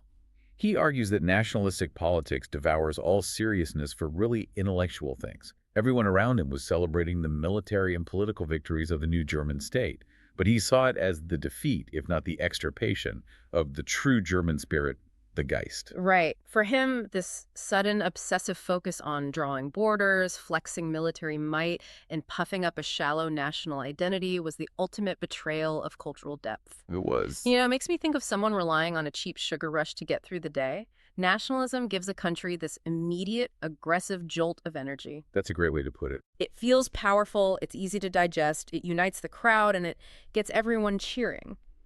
But an all-sugar diet rots the complex teeth required to actually chew on difficult philosophical truths. Yes. It gives the illusion of vitality while completely hollowing out the culture from the inside. That is a perfect analogy. Or, to use another one, you could think of a master gardener who watches in horror as his neighbors mistake aggressive, choking weeds for prized cultural flowers. Oh, that's beautiful and terrifying. Right. And the neighbors are rapidly destroying their own garden because of it. That cultural hollowing out infuriated him to his core. The book launches a blistering attack on the prominent historians of his day, like Sybil and Treitschke, who were peddling this stuff. And their rising anti-Semitism, right? Exactly. He despised what he called anti-Jewism because it was the ultimate symptom of this cultural rot and aridity. It was the petty politics of resentment. It's just slave morality wearing a national uniform. Precisely. He even includes a deeply biting joke etymology in the text to mock this shallow national pride.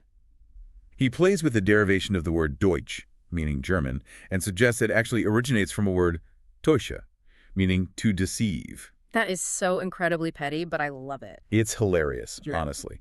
He links this deceptive, puffed-up pride to what he calls Berlin wit and sand painting, a vivid picture of a culture that is notoriously dry, gritty, and completely lacking the profound, fertile depths required to actually elevate the human spirit. So, if the modern nation-state, cheap nationalism, and life-denying religious morality are the diseases rotting our intellectual teeth, what exactly is the cure?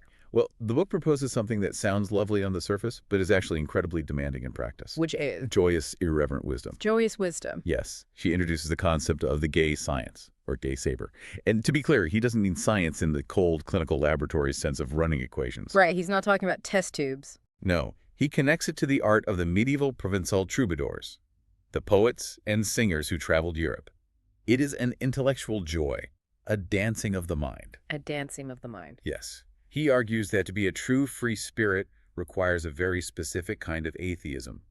Not the bitter, angry atheism that just wants to argue with religious people and prove them wrong, but an atheism born out of absolute, unwavering honesty. It is the joyful liberation from dogmatic slumber. Exactly. It's the freedom of finally walking out of a dark, cramped room into the open air. Which brings us to a fascinating dissection of religion itself. The author looks at the ascetic saint, the person who denies themselves all worldly pleasure, who fasts and suffers for a promised afterlife, and he strips away the holiness to look at the raw psychology underneath. The Weason, as he calls it, the whole ado or to-do about religion. Right, and there's a brilliant insight borrowed from a French rationalist suggesting that religion is essentially a product of the normal man panicking. Panicking about death. Exactly. When an average person stops and thinks about the absolute finality of death, they find it revolting. It's absurd to them that life just ends in nothingness. So to shield themselves from that terrifying abyss, they invent an eternal destiny. They invent religion to cure their panic about mortality. It's a psychological defense mechanism.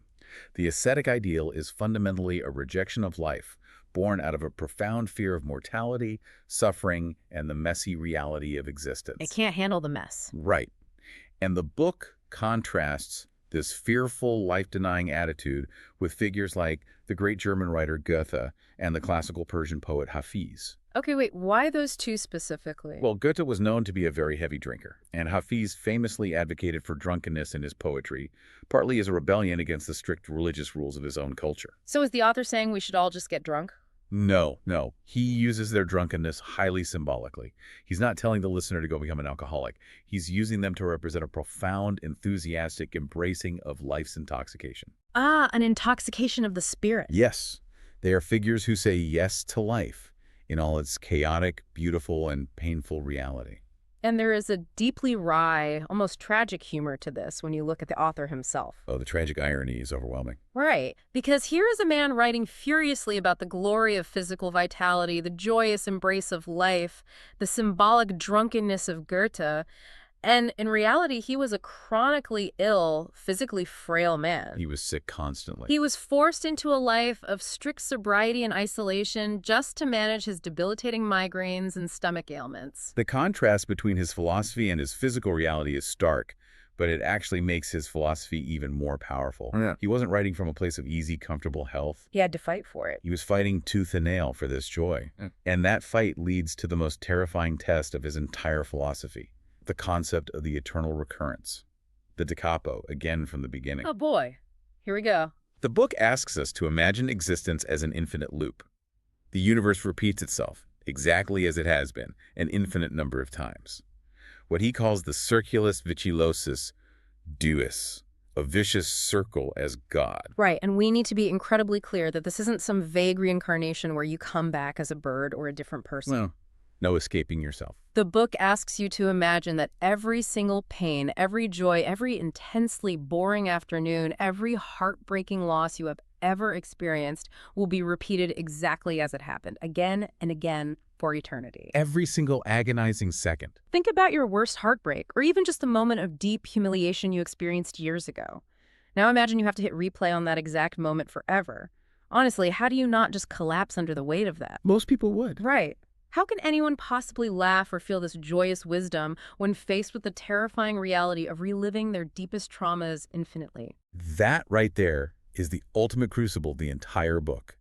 To look into the abyss of infinite repetition, and not just accept it with a weary, defeated sigh, but to actively desire it. To desire the pain. To desire the whole of it.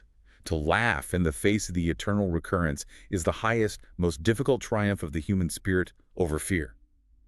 It means you have managed to live a life so fully affirmed, so completely stripped of resentment and regret, that you would gladly say yes to repeating it forever, including the pain. Wow. In this framework, laughter isn't just a reaction to a joke. Laughter becomes the ultimate philosophical weapon against nihilism. But wielding that weapon takes a devastating toll, which becomes agonizingly clear when we look at the actual timeline of the author's life. It really does. As we draw the final threads of this immense 10-part exploration together, we really have to look at where this philosophy collided with real physical tragedy. The chronology of his life is genuinely heartbreaking to trace. Because here is a mind of unparalleled brilliance, appointed as a university professor at the extraordinarily young age of 24. Which is practically unheard of. Exactly. Yet within a year, while serving as a medical orderly during a war, he contracts diphtheria and dysentery, beginning a lifetime of severe physical torment. It just derails his entire physical existence. Completely. And over the years, we see his painful ideological break with the composer Richard Wagner, a man who once represented his highest hopes for a cultural renaissance. But Wagner changed, right? He did. Wagner eventually succumbed to the very nationalism and anti-Semitism the author despised. So he lost his idol. We also see profound romantic rejections, most notably by the brilliant intellectual Lou Andreas Salome, which cost him one of his only true intellectual equals. It's just loss after loss. It is a downward trajectory of increasing physical pain, chronic isolation, and profound loneliness, ultimately culminating in his total mental collapse on the streets of Turin in 1889. It's the ultimate tragedy of a man who fundamentally pleaded for what he called a politeness of the heart. Buona femmina. Yes, the buona femmina. He deeply understood that outward behavior should be rooted in an internal love for humanity. Yet he spent his life entirely alienated from that very humanity. He was completely cut off. He wrote with such aggressive provocation, using jarring rhetoric to shock his readers into waking up, while in reality, he was a frail man, desperate for a connection he could never quite sustain. He wrote about the massive responsibility of steering human evolution, yet he spent his final 11 years in a state of total silent dementia. And I think the cruelest irony of all is what happened in that silence. Oh, absolutely. The manipulation. His legacy, his life's work, was manipulated by his own sister. She took control of his unpublished writings, forming the so-called archive, and twisted his complex universal goals into the exact kind of shallow German nationalism and anti-Semitism that he had viciously fought against his entire life. That distortion by his sister is one of the greatest betrayals in literary history. It's sickening. Yeah. But when we strip away those distortions, when we synthesize the overarching message of this text and the painful trajectory of his actual life, the truth of his work becomes unmistakably clear. Which is? This is not, and never was, a philosophy of cruelty. It is a desperate, beautiful, and agonizing plea for humanity to step out of its dogmatic slumber. Right. He is begging us to stop hiding behind comforting lies, what he called pious frauds or piafraus. The piafraus, like the promise of an afterlife? Exactly. The illusions we invent, like a guaranteed afterlife or the false superiority of nationalism, to avoid facing the terrifying reality of our own freedom. He is asking us to bravely forge our own destiny in the dark, without training wheels. And that leaves you, the listener, holding those unraveled threads we talked about at the beginning. It's all on you now. The burden of the philosopher, the conscience for the collective evolution of mankind, is handed directly to you. You are tasked with taking this joyous wisdom, this profound, unapologetic honesty, and applying it to the very foundation of your own moral architecture. It demands a permanent state of spiritual vigilance. It means relentlessly examining your own impulses every single day. You really can't let your guard down. You can't. You have to ask yourself, are my values born from a joyful affirmation of life, or are they actually subtle manifestations of fear, resentment, and a desire to hide from reality? Are you sublimating your base drives to create something meaningful, or are you sinking into the shallow, aggressive wit of a superficial existence? Untying the knot of your own morality isn't a one-time event. It is the difficult, beautiful work of a lifetime. So, at this exact point, we must deeply consider how this eternal recurrence shapes the reality we are building right now. Right into.